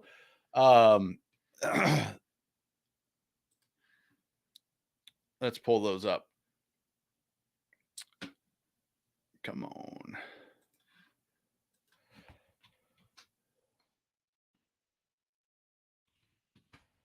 All right, so the G3 is actually the Suncatcher now. Okay, they're Yamaha brand boats. So Yamaha owns G3. You're only going to find Yamahas on them. They use the U-shape pontoons instead of the cylinder pontoons. There we go. Summer savings May 16th to July 8th. $4,000 on their Amara, which is their top end pontoon. $3,000 on their Elite instant rebate. That's their next level. Let's see. $2,500 on their Fusion. And what are they offering on their 2,000? Yeah. So look at that. 2,000 on their least expensive brand, 2,500 next, 3,000 on the highest, 4,000 on the. I'm really surprised, although I don't think Suncatcher has the premium cachet for the fiberglass model with the windshield. I think people that are looking at that style are typically going to go up to the Bennington or to the Crest, to the Premier. That I don't think they typically would go to the Suncatcher, although their they're good, solid boats. Um, I know the dealer here in the Carolinas that offers the sun catchers, so I've been through them a number of times. They're at the Charlotte Boat Show. Um, the U-shaped pontoons, there's some advantages to them with the when you really load it down with the buoyancy. I don't really care for the fact that they've got strakes on the outside. If you can see that, they've got listing strakes on the outside, which means when you go to turn, when you go to turn that boat, those lifting strakes catch and you don't get that same level of banking that you would if the lifting strakes were only on the inside of the tubes. Now, on the flip side, the lifting strakes on the outside and the inside gives you better lift. So you're going to get better performance. You're going to get higher speeds and a little bit better fuel efficiency when you're running on plane in a straight line. You just don't get the same sharp turn if you're going to pick up a down skier or a tuber. You don't get that quite as nimble maneuverability at speeds. At slow speeds, they don't matter. They're not going to impact you at slow speeds. That I don't really care for. Their splash welds, they do a good job on those. They've got a nice finished edge on them, and they're big. They're heavy duty. You can see that extra little bracing there. Their fence rails, their tunes are all good. Their welding is pretty solid. I would put them in the mid tier category. Stellaway, I would put them in the mid tier. 2016, I can't tell you. I don't know them well enough to say they did something different in 2016.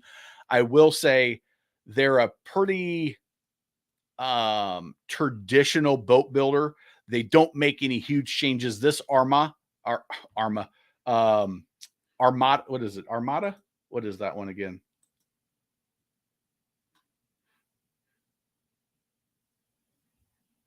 Come on. Why can't I close out this?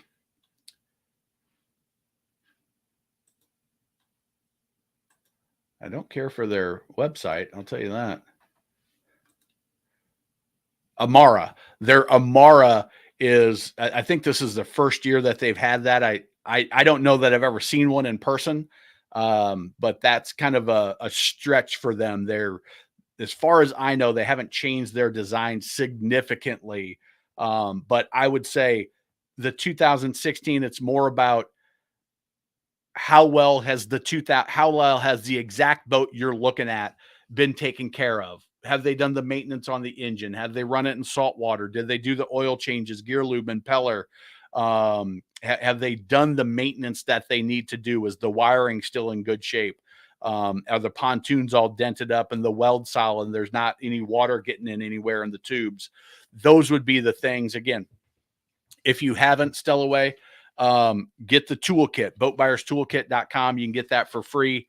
Watch the how to inspect a used pontoon on the channel. I think I've got a couple of them. Used pontoon. Yeah, how to buy a used pontoon without getting ripped off. That video is 4 years old, but it's just as relevant today as it was back then. It's 45 minutes, so it's super in depth.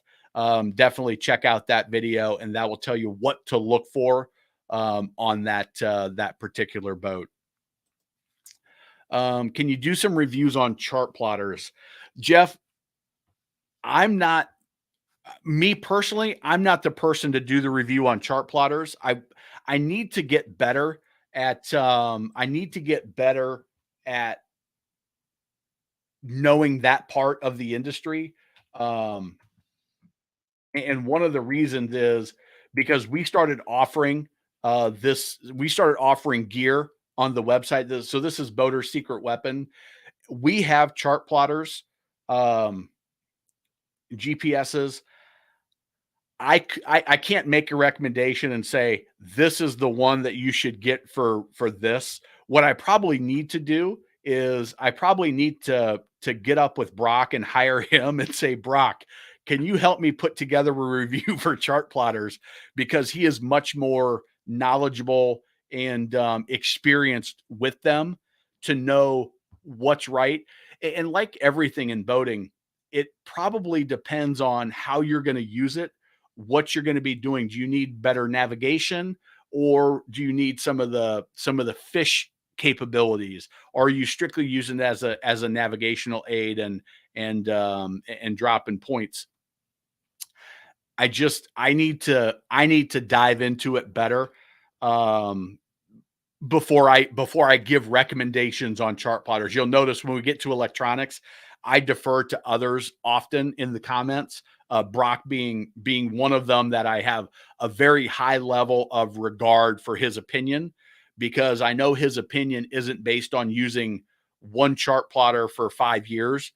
His experiences using multiple chart plotters, multiple different situations, saltwater, freshwater, bass boats for the last 30 years, and having a fishing club that everybody has different experiences, and he's gathered all of that information, just like I've done it in boating in general in my world. He's done that in fishing and chart plotters and electronics, and all of his vast boating experience.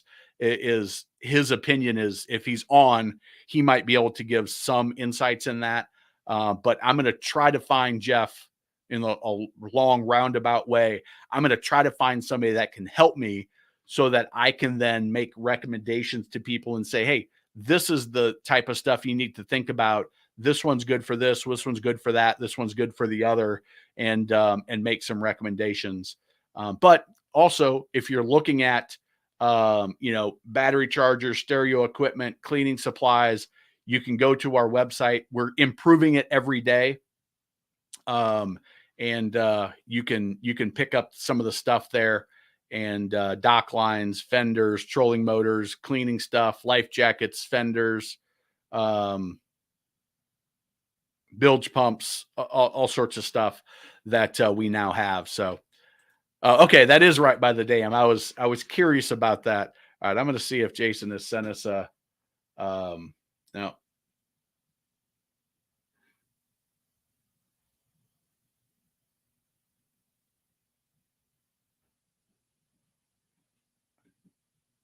So anyway, let's see. Do you have any recommendation to get the best price on a custom order? Okay, so let's see. Kings in the City. What were you looking at?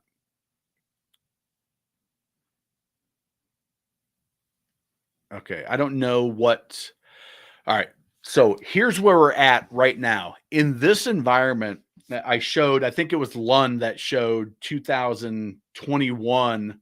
I don't have it up anymore. I think it was Lund, though, that showed 2021 rebates, 2022, 2023.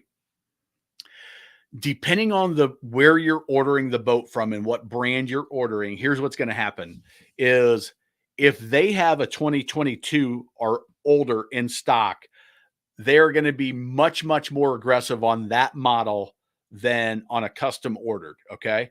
So what you want is, you want a dealer that only has one 2023 left, and they're happy to order you one. What happens is, when a dealer has old model, aged inventory that's costing them interest and curtailment payments, so actual cash flow, they get less excited about discounting somebody on an ordered boat, because I'm going to order this boat here, but I still have these in play. What you may not know about rebates is, rebate money comes. I sell this boat and I get a rebate of $3,000. That $3,000 is credited on my next order for that boat. So if you leave them with this 2021, 2022, even a 2023, and you custom order, they don't get that rebate money applied. They got to wait till this one sells, and then they got to order yours and another one, because it comes in on the next order after the rebate boat is registered. So you're in less negotiating room if they've got inventory on that model. Okay. If they don't have inventory on that model, then you can be a little bit more aggressive in your negotiation. But it gets down to how many boats do they have in inventory? Do they sell 30 boats a year, or do they sell 100 boats a year? They might be willing to negotiate a lot more if they only sell 30 boats a year, and this is a boat where they don't usually carry many of them. They'd be happy to negotiate a little bit more. What you want to do is you want to try to find what the price is going to be. So build the boat, know what it's going to be. Watch my video um,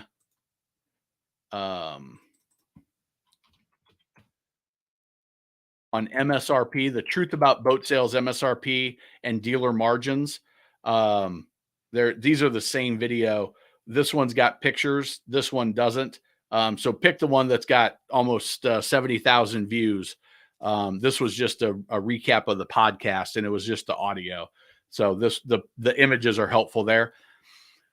Build the boat, know what the MSRP is. Now, the more premium the brand and the model, the higher the MSRP margin is compared to what they'll sell it for. The more value the brand and the more value the model, which means the lower level model, like something like Sportsman. Sportsman will have, they've got their, what do they call it? Not the Islander, that's Key West. Why am I blanking on there? Whoa, that's not Sportsman boat.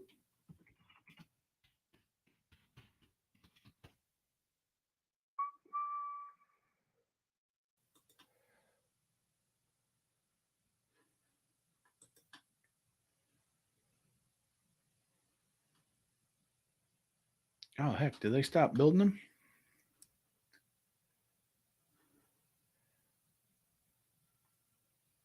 So if you look, the 2012 or the 212 Open, that 67.7 probably has a lower margin. That 67.7 is set at a lower margin than the 352 Open that's at 370 755. The more premium you go, usually the bigger they expand that margin, because they're more likely to have a trade come in on that. When a dealer works the trade, they shell game the numbers a little bit more to make you feel good about your trade. Otherwise, it's easy to get, and I did this as a salesperson. You can say it's shady, but I promise you, on some trades, if I was to show you what the real value of your boat is to us as a dealer, that we've got to clean it, put some money into the maintenance and service, and get it ready to sell at a reasonable profit, you're going to be offended if I show you that number, because your boat is worth more than any other boat like it that's out there. So they shell game the numbers a little bit to get those deals in. They'll discount the boat less to give you more in the trade. The math all comes out the same. I could discount the boat more, show you less on your trade, but you're not going to appreciate that number, and you're going to walk and go to the dealer that does the shell game thing and discounts their boat less, gives you more on their trade, but the net number comes out the same. So know that the lower down on the scale you go, the less their margin they're putting in there. It could be as high as 40% on the premium, down to 15% if you go with with a let's do Key West Islander.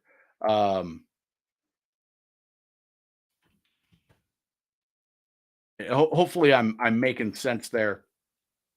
I feel like I've gotten off.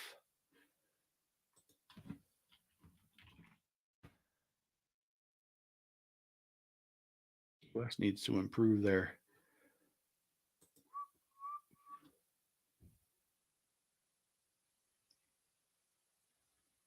Their Bay Reef, that's what I was thinking of. So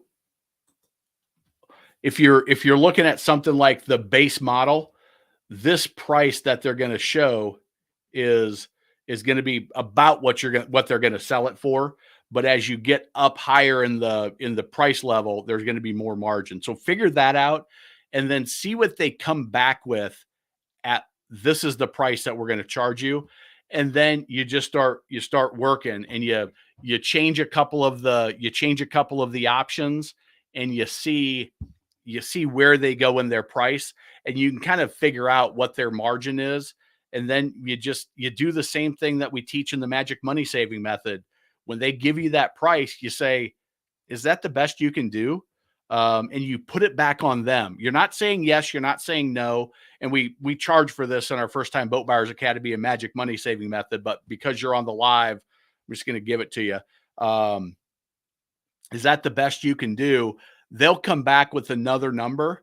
Him and haw a little bit. Well, maybe I want to add this. Maybe I want to take this away. Maybe I want to change this. What is it now? Is that the best you can do?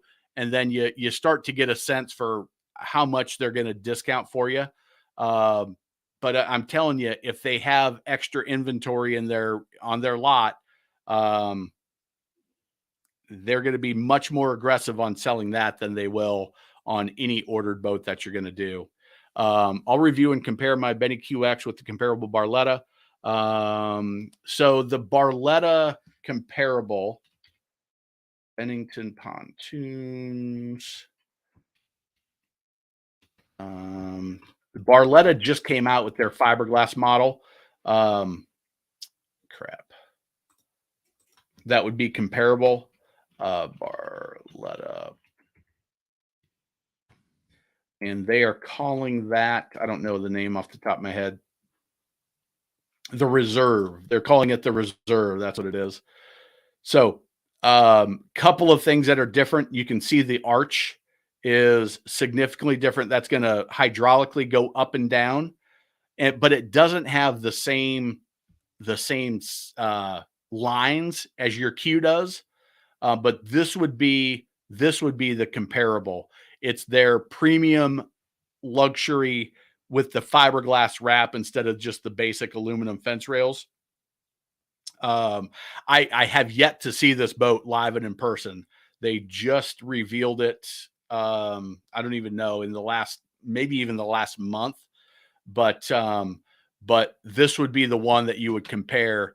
Okay, it was you. All right. So I thought it was you asking about that. I was impressed with the reviews and the video showing the abuse test demo polished semi truck. One reviewer said it looks great even after 3 seasons, but I think definitely applied professionally. Matter of fact, when I was reviewing it, they had training that you had to buy the training sessions and get whoever the installer was before you could get access to the product, that's a good thing, right? That they're not just trying to sell product. They want to make sure it's applied properly and get the most out of it. Sustainability, send me an email. Send me an email to captain@Boater Secret Weapon, and I will cut and paste the parts of that email for you, and I'll send you what that guy said. Again, disgruntled employee, somebody that really knows this stuff. I don't know, but it seemed like he was just sharing it to be helpful. So, got to run. Time to put the boat on the trailer at home. Awesome. Well, enjoy and thanks for joining us on the boat. Awesome. Be glad to have you get that kit. Thanks for the info. You're welcome. Went to test drive the 92 Cuddy. Went well until the engine died. Looks like the guy didn't clean out the engine after he took it into salt. Yeah, that you saltwater guys really have to be aware of that. The people that don't know how to properly flush their boats.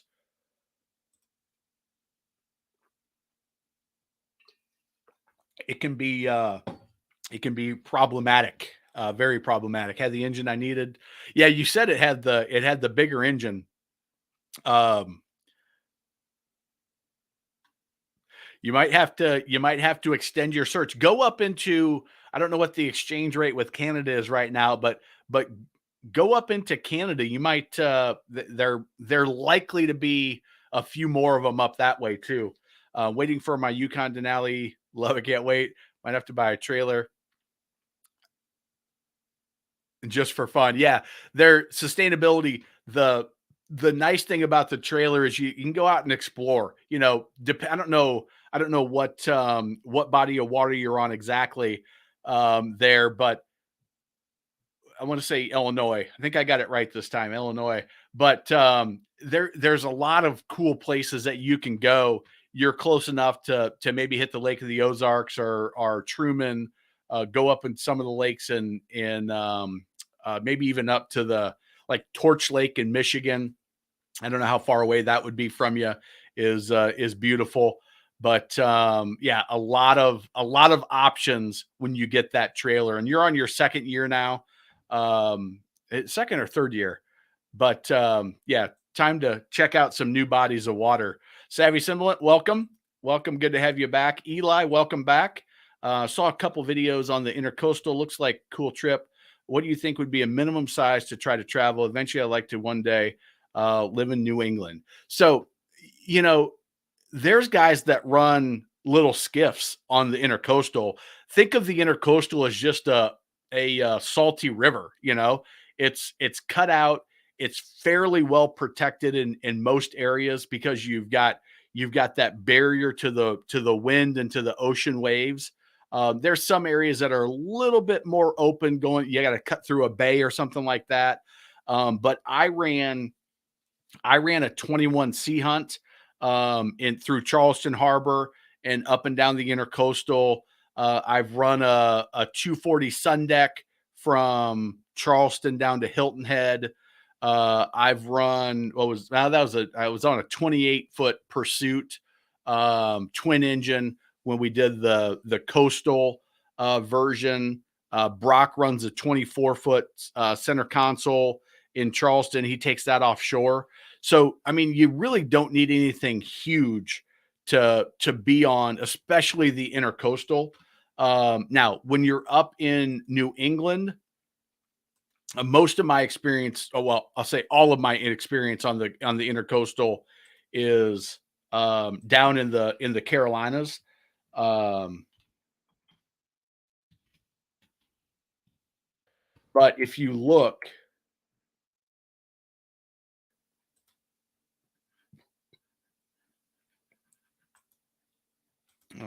this is kind of so if you look at the way it's set, the Atlantic Intercoastal is you've got a barrier protecting you. What they did is they just dredged that out or took a river or a natural cut. This is the open ocean, and then you've got this land protecting, so you don't have any of those waves. It's only 10, 12 feet. I think 12 feet's what they dredged it to, if I remember right, at low tide. So it's not super deep. Waves aren't going to build. The only waves that you're going to run across is when a big cruiser goes by, a yacht or a sport yacht goes by. They're usually respectful. And, so you get over those big waves and you get through. But a lot of those, they're going to run the Intercoastal at idle. They're going to shoot through an inlet, and the big ones are going to run in the open ocean. If you're, 40, 50 foot or bigger, you're probably going to be happier running in the open ocean on a reasonably calm day. Unless you're going to a specific destination that's off the Intercoastal or up a river or something like that, but you don't need anything significantly larger than 19, 20, 21 will do it for you in most conditions. How many divorced guys live on their boats? Are these stats on this? Savvy, I don't know, but I'll tell you, I was filming the twin engine version of The Best Boat Captain the other day, and I was talking to a guy. He came out, and I was in the slip. I was docking in the slip that the boat goes, but he's like, "Hey, are you about done, or what? What are you doing?" And I started talking to him. He was kind of annoyed. He's like, I'm just trying to relax on my boat. And he wasn't living there full time, but he was getting ready to sell his house inland to move on to the boat full time. And after talking, he said he was divorced. And I was like, man, I'm a little jealous. I said, but I got family and kids, and it's not in the cards for me right now. Although my wife has agreed to, do small portions of the Great Loop, maybe a 3 to 6 month period at a time, but she doesn't want to sell the house. She's not that confident that we can live on the boat permanently, but she's up for the adventure. And I would say most guys that live on the boat, or most people that live on the boat, are single guys, and a big chunk of them are divorced that are like, you know what, I've done that, but this is the way I'm going to live from here on out. And I think it's I like I told him, I said, I love my wife and I don't want my marriage to go anywhere. I hope it lasts for 70 years. So, but if it doesn't, I'm probably moving on a boat too. But I don't know of any stats. Captain, your audio interface has been bugging out. Might need to check. All right. I mean, I've had this further away from my face than I usually do. All right. So freedom from doctors, Texas. On the good news, I think Texas is regionally still doing well. So if you're ordering, you may not have to worry about the inventory situation. Let me make sure I am plugged in. So hopefully that helps out. Thanks for the heads up on that, Bo. But you probably have fewer issues with lots of inventory that you're going to have to worry about, and they're much more willing to negotiate if it's the only boat they're ordering. Depending on what thickness they're using, plastic honeycomb can be super strong. We have 2-inch thick pieces. So this is, I'm going to say that's maybe 3/4, maybe a little bit thicker. It's, if you can see that, it's about the thickness of my finger. Here's a Sharpie because you don't know how big my finger is. But it's a little bit thicker than a Sharpie.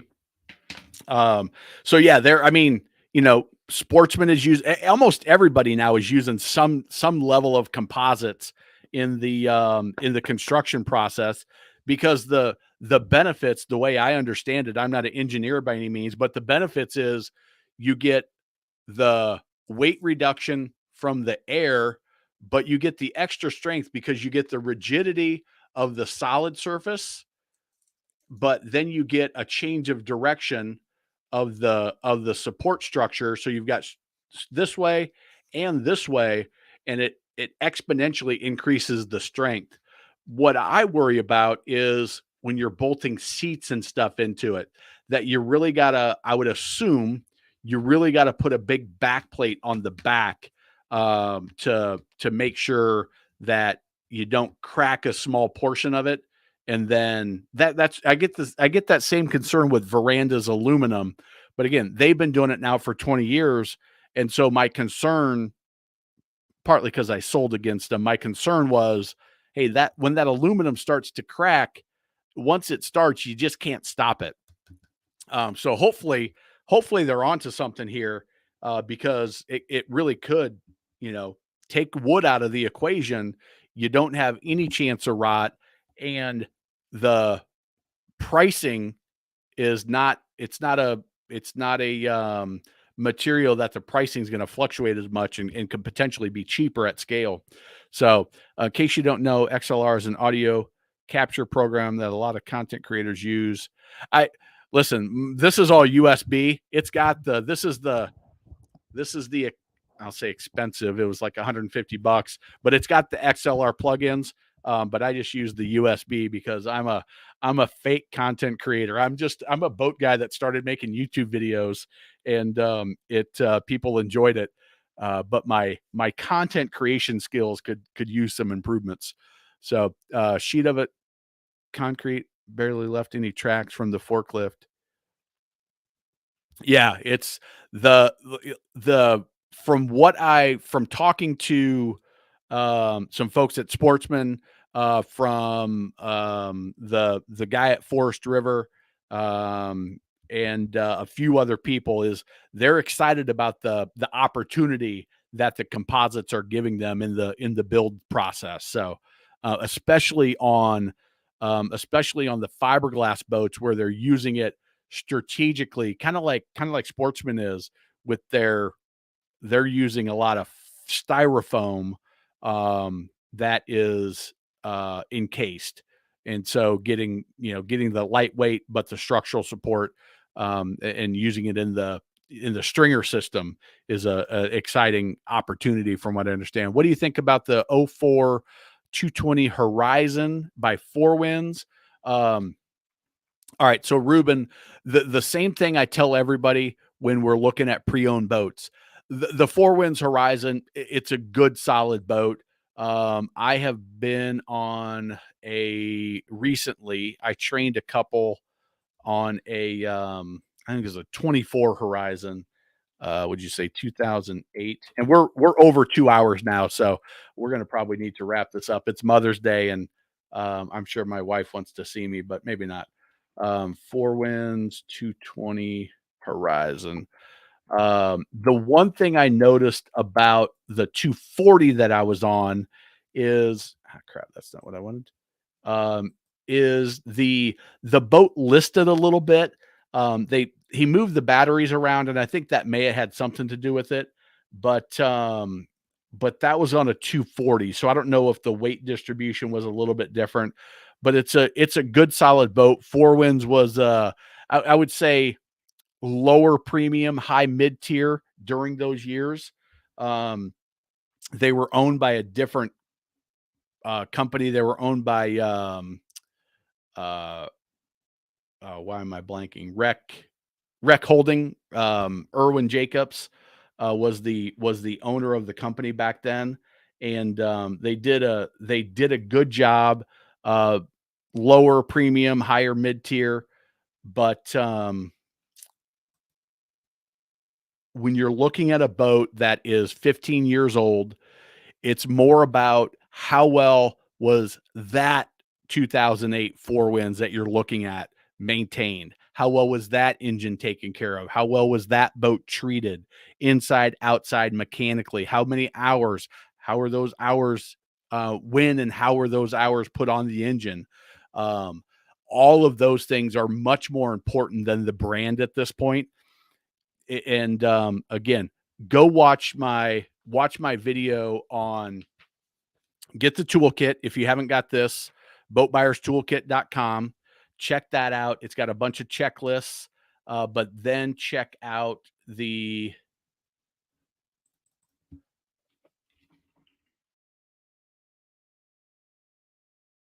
Outrider. So this video right here, how to buy a used bow rider without getting ripped off. Again, that video is 4 years old, but it is um 36 minutes long. It is detailed. It will go through everything that you need to check, and to make sure that that 220 Horizon is in good shape. Um, so check that out. Get the toolkit for sure. All right, let's see how we're doing on. Um, all right. All right, so keep them coming, but we'll cut it here quick. Depending on your use, Lowrance Simrads have one of the best navigation waypoints management. Garmin Humminbird have the sonar side pretty well figured out. The new Humminbird Apex series is amazing. They've got the HD screens, coupled with the Mega Live side scan. Personally run 2 Lowrance, 2 Garmin, 1 Humminbird, and Garmin's on the Sportsman. Yeah, pick a brand, learn the features and benefits. Yeah, I think that's probably some of the best advice you'll get when you're looking at electronics is pick a brand and stick with it, because learning how to use what you have is going to be, in the long run, is going to be the um a time saver, a frustration saver, when you know where everything is and you start getting deep in the menus, you know how to make the changes, you know how you like your screen set up. But Brock, I need to get down to Charleston sometime, and maybe that's a if you're up for it, maybe that's a video that we can do, is kind of dive into some of the electronics, and even if you're comfortable showing some of your stuff that you've used, and what you like, what you don't like for certain situations, that might be kind of fun if you're up for doing that over a couple of beers. Um, and by the way, this is Brock. This is the candle, um, that, but the smell is awful. It's when I got it and I burnt it, it's not even worth sending you. I'm not gonna do you like that. But this is yours. This one hasn't been burnt yet, but it was terrible. Not it wasn't close. It smelled like a sweet gasoline mixture. Even just opening it right now is going to make me sick. But I talked to the lady that made it today, and we missed the mark completely. And she's like, I don't know how to make it happen without putting things I'm not comfortable putting in there. And I'm like, okay, well, it was a fun experiment, but I'm not even gonna harm your senses by sending that to you. So when did Glastron become so hard on the eyes? Yeah, it's when Recboat owned Recboat Holding owned Glastron as well, and they've been bounced around to different places until Beneteau bought them, and they've had them for 5 years now. When did I? I did not know how to spell Beneteau ever. Okay, so 2014, Beneteau bought Glastron, Four Scarab, and Wellcraft, and they turned Wellcraft into a center console.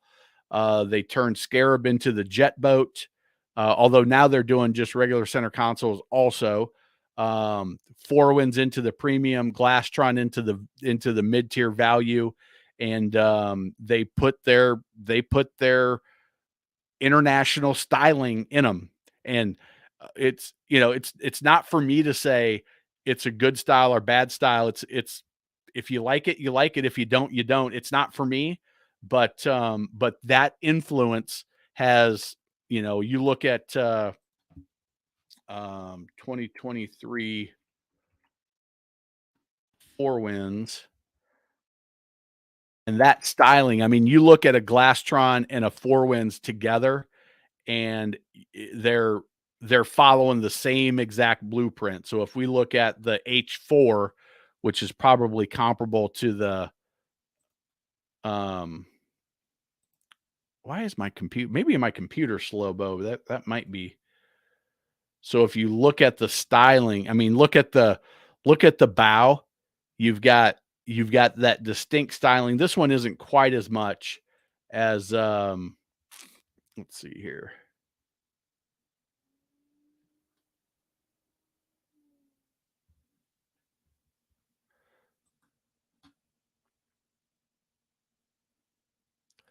But they were doing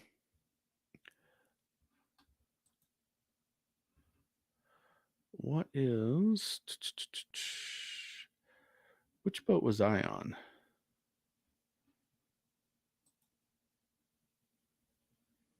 H2. Let's see what the H6 is. Just the even that the rake of the bow um is significantly different than what you see in the American styling. It's not better or worse necessarily, but European. And maybe they redesigned these in 2023 and I was on a 2022.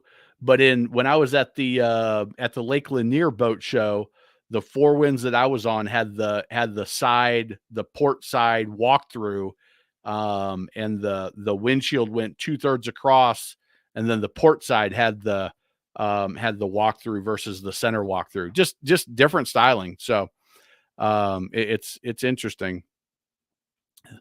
Sea Ray exists, put Glastron in their place. Yeah, they've been around forever, but if you look at the history of um who's all owned.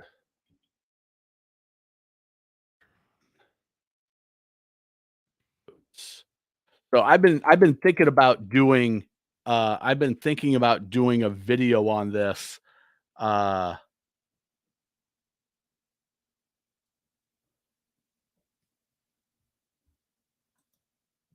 but Glastron, they've been owned by Genmar, they've been owned by Rec Boats Holding, they've been owned by Beneteau, they've been owned by back in the day, um, they've been owned by Glastron. I don't know who the original owner was, but back they've been around for 50 plus years. They Yeah, Irwin Jacobs bought them in the 90s. Rec Boat had them for a long time. Um, Purchased by Genmar in 87. Um,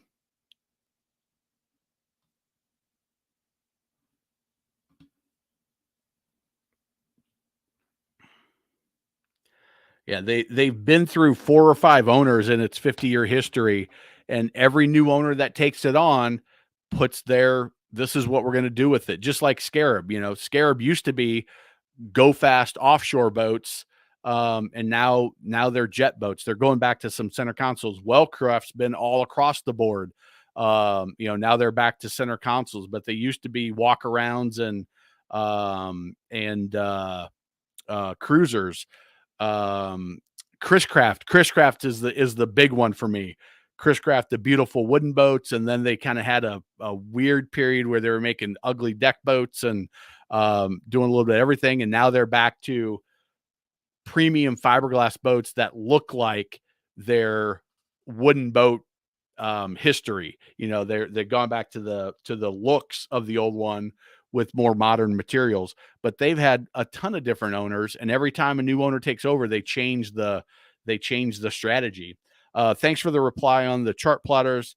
I had 7 different boats, all with Garmin. Hated them all. Ray Marine loved it. Yeah, so if Ray Marine's what you like, then go with that. Grady Freedom, traveled quite a bit. The Garmin keeps losing satellite signal. Yeah, go finding the one you like and then sticking with that. So Brock, thanks for sharing that, and glad you got that answer, Jeff. Just got a 26-inch striper.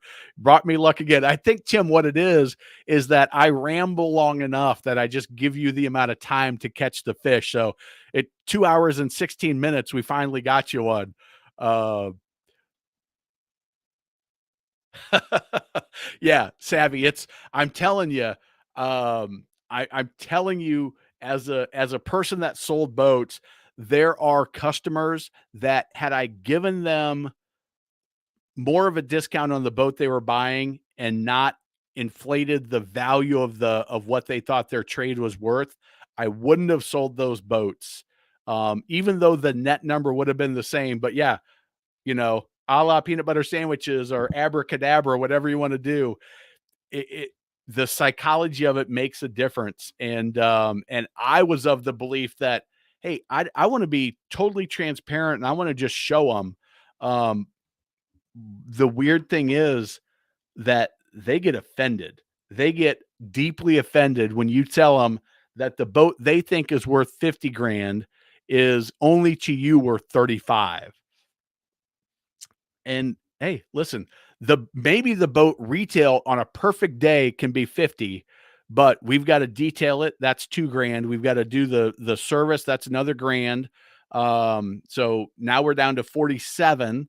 We've got to make our profit. So now we're down to, let's say, on a $50,000 boat, 7 grand would be a reasonable profit.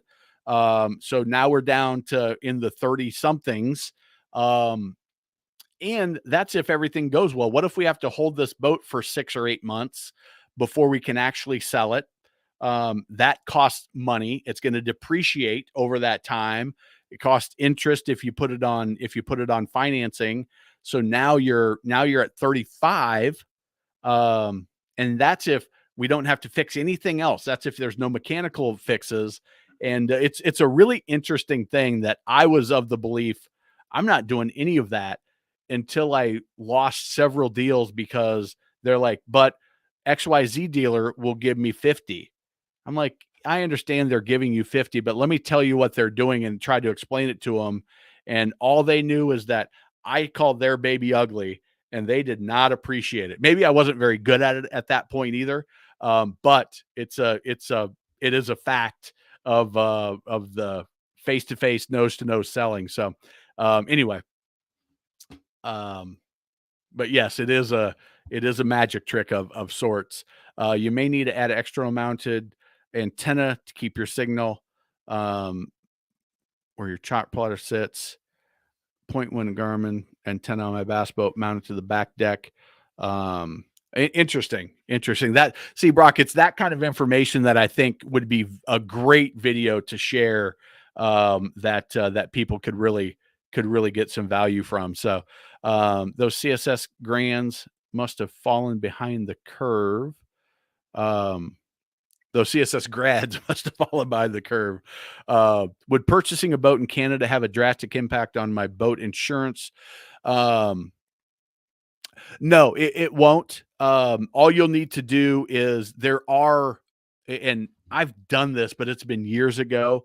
I've sold boats from the US into Canada when the exchange rate was better for that. I think it's flip-flopped. I think now it's cheaper to buy. Well, maybe not though. Look into the exchange rate. That's a big part of it. But no, all you've got to do, because there's so many boats on the border there that go back and forth, that there's a pretty easy system. And once you get it here, um, um, you'll register it just like you would any other boat. And your insurance should be okay getting it transported. And if you have a company transport it for you, their insurance will cover it from pickup to drop off in Washington State. So there might be a few more details than that, but I think that's going to cover you for the most part to at least get you started on the research if you find the right boat. Bought my grandparents' 95 Regal Commodore 265, been putting money into it. Tips for keeping an eye on this season to ensure it's going to be worth pouring more money into it. Yeah, Drew. Let's see. Freshwater. Okay. Yeah. So here's Drew. Here's the couple of things that I would do is go out and run it a good bit. Check your fluids. Do your oil impeller change. It sounds like Bo must have made a comment there, and he's gone through or is in the process of going through tech school right now. So he's got experience with this and has done this with his boat, kind of putting in a new motor and getting it back up and going. But what I would do is I would go out and I would run the boat and I would run all of the systems, see what's working, get the oil, gear lube, impeller, all those fluids and basics change, fuel filters. And then what you're going to want to check for is, are things leaking? Are there seals that are bad because the boat's been sitting for a while? I don't know if your grandparents ran the boat consistently or not. But checking the bellows if the boat's going to stay in the water for any extended period of time. Going through what is the Commodore. I don't know why I'm thinking that is a cruiser 95.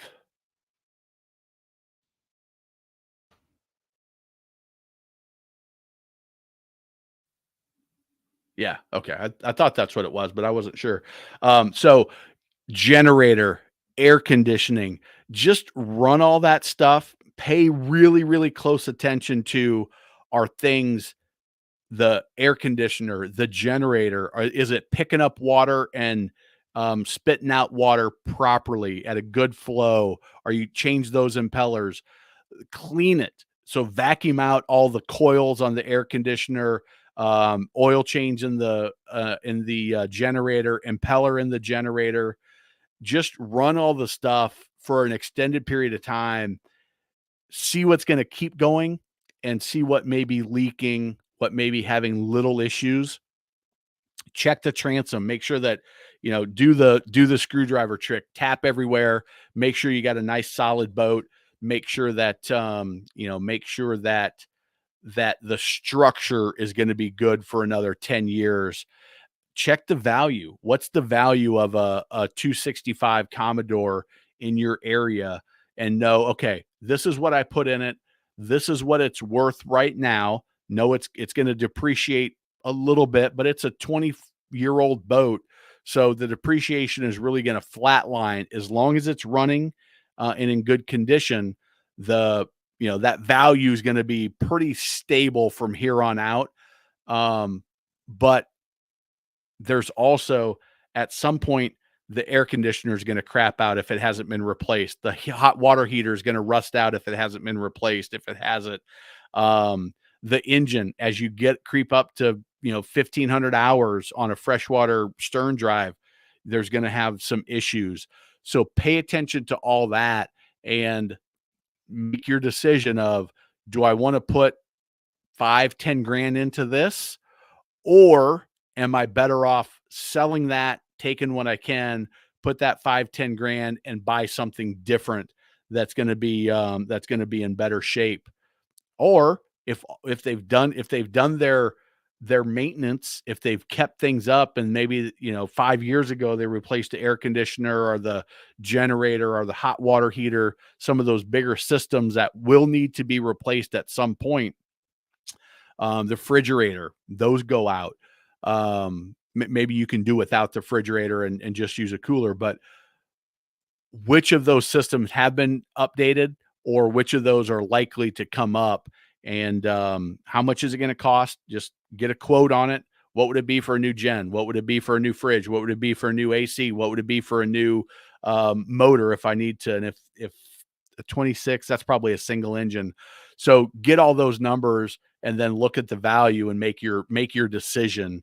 But you can just run it. The boat will be fine without an air conditioner, without the generator, without the refrigerator. As long as the engine's running strong and the hull is fine, you can run that boat for another 20 years and get by. And maybe that's perfectly fine for you and your family for the amount of money that you have in it, and just storage and maintenance is all you got. Then it's kind of a personal decision, but that's my thought process with those. Cap, I'll send you an email, a little more info about why I asked about custom order. Perfect. Sounds good. Someone who has done restoration myself, trust me when I say replacing components with modern tech is well worth it. Yes, for sure. Nice to have a classic boat, classic engine, repairs further down the line. Yes, that 100%. The original, it's not like a classic car. It doesn't have the same thing. Again, making it usable for the way that you want to use it. So, hey, the refrigerator crapped out. All right. Can we pull that refrigerator out and make that a cabinet, and we'll just use a cooler? Or can we get a different refrigerator that's going to run off a battery system, and we don't need to have that old refrigerator that takes so much juice? All of those things can be made to work it as you're doing it. 30-year-old fridge is not worth fixing. 100%. Definitely nervous about the IO. Thought my trim was going all the way, and I can't come by, check it out. Yeah, that will be another thing, Drew, is if you're not mechanically inclined, you're going to have to find probably a mobile technician that specializes in working with older equipment and is comfortable, because here's why they walk away from it, is because once they dig into something like that, especially if it hasn't been run consistently, is what they're going to do is they diagnose this issue and they get that fixed. And once that fixed, the boat runs some more, and then the next things break. And then they're like, you broke, what you fixed caused this to break. The reality is it was going to break anyway, but the boat just stopped being used because that was fixed. Now the boat's used again, and the next thing in the line of dominoes falls. That's why I say run it a bunch to see what's all going to break and what's going to happen. And then, again, if you're mechanically inclined, you can start digging in and fix some of the little things. And then, like you said, some of the parts they just don't make anymore. Now you got to figure out where you're gonna find those. Go to the internet, go to some older Regal chat rooms, go to the Regal on Facebook and say, hey, I'm looking for this Volvo part, and you might find a source for the different components that Volvo Gen 3 outdrive. It's probably the OMC first run of the OMC branded as Volvo, I would guess. Yeah, that Bo, you're 100% right. If you can't find the support and you're not mechanically inclined, you might be better off doing that, or replacing the drive, and that's going to be a expensive project. Yeah, Bo did a restoration on a 92 Bayliner cuddy cabin. So it can be a big project. All right, we're at 2.5 hours, and I'm getting wiped here. All right, so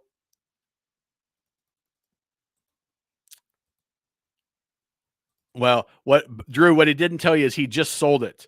It felt brand new, but then he sold it. So, I'm thirsty tonight.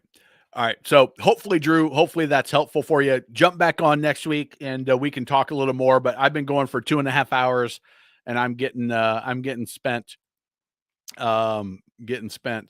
Kind of like keeping the old plone. All right, Bo. Drew, thanks. Feels like a brand new boat.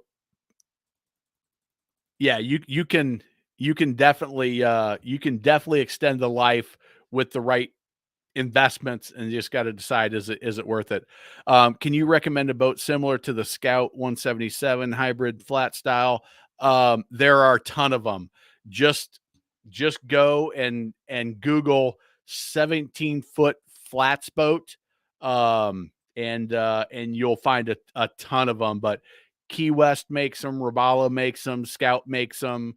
Um, uh, uh,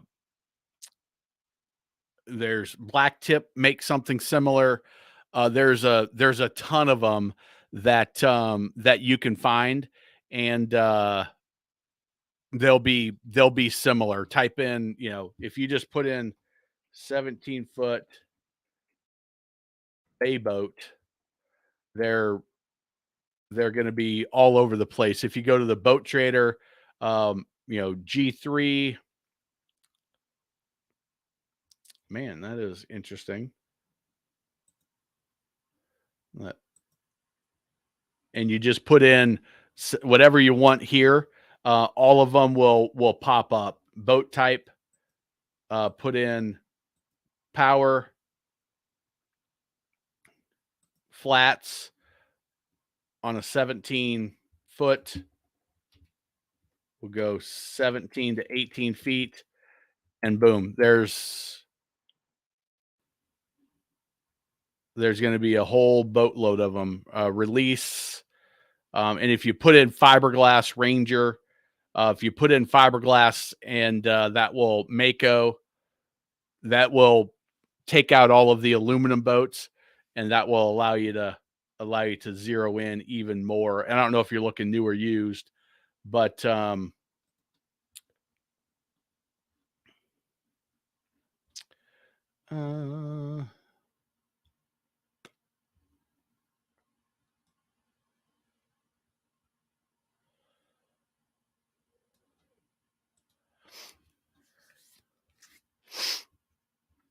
that's interesting that the hull types, they're only giving me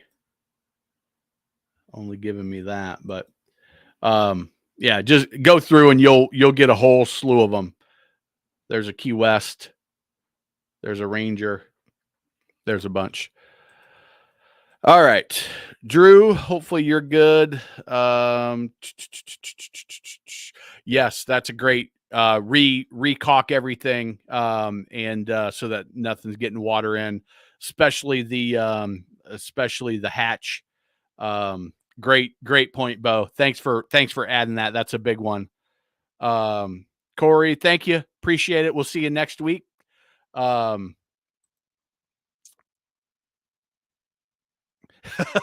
Bo, I may take you up on that. We'll get rid of the unnecessary racist and I don't even know what was going on with the religious stuff, but all sorts of things happen when you do a live. Yeah, go to NADA Guides, which is owned by JD Powers now. Guides, boats, and Drew, you'll find it there. And just put in, well, I'm curious as to what it is. So this will be all right. Thank you guys all very much. This is going to be my last question that I go to, but what was it, Regal? But I'm curious to see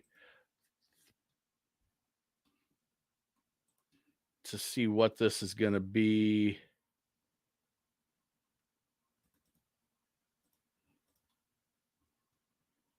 $95, $256. I'm going to say it's got the 300, which is probably the 5.7 liter. I don't know where you're at. I'm going to use a Midwest. That's a Midwest zip code. Don't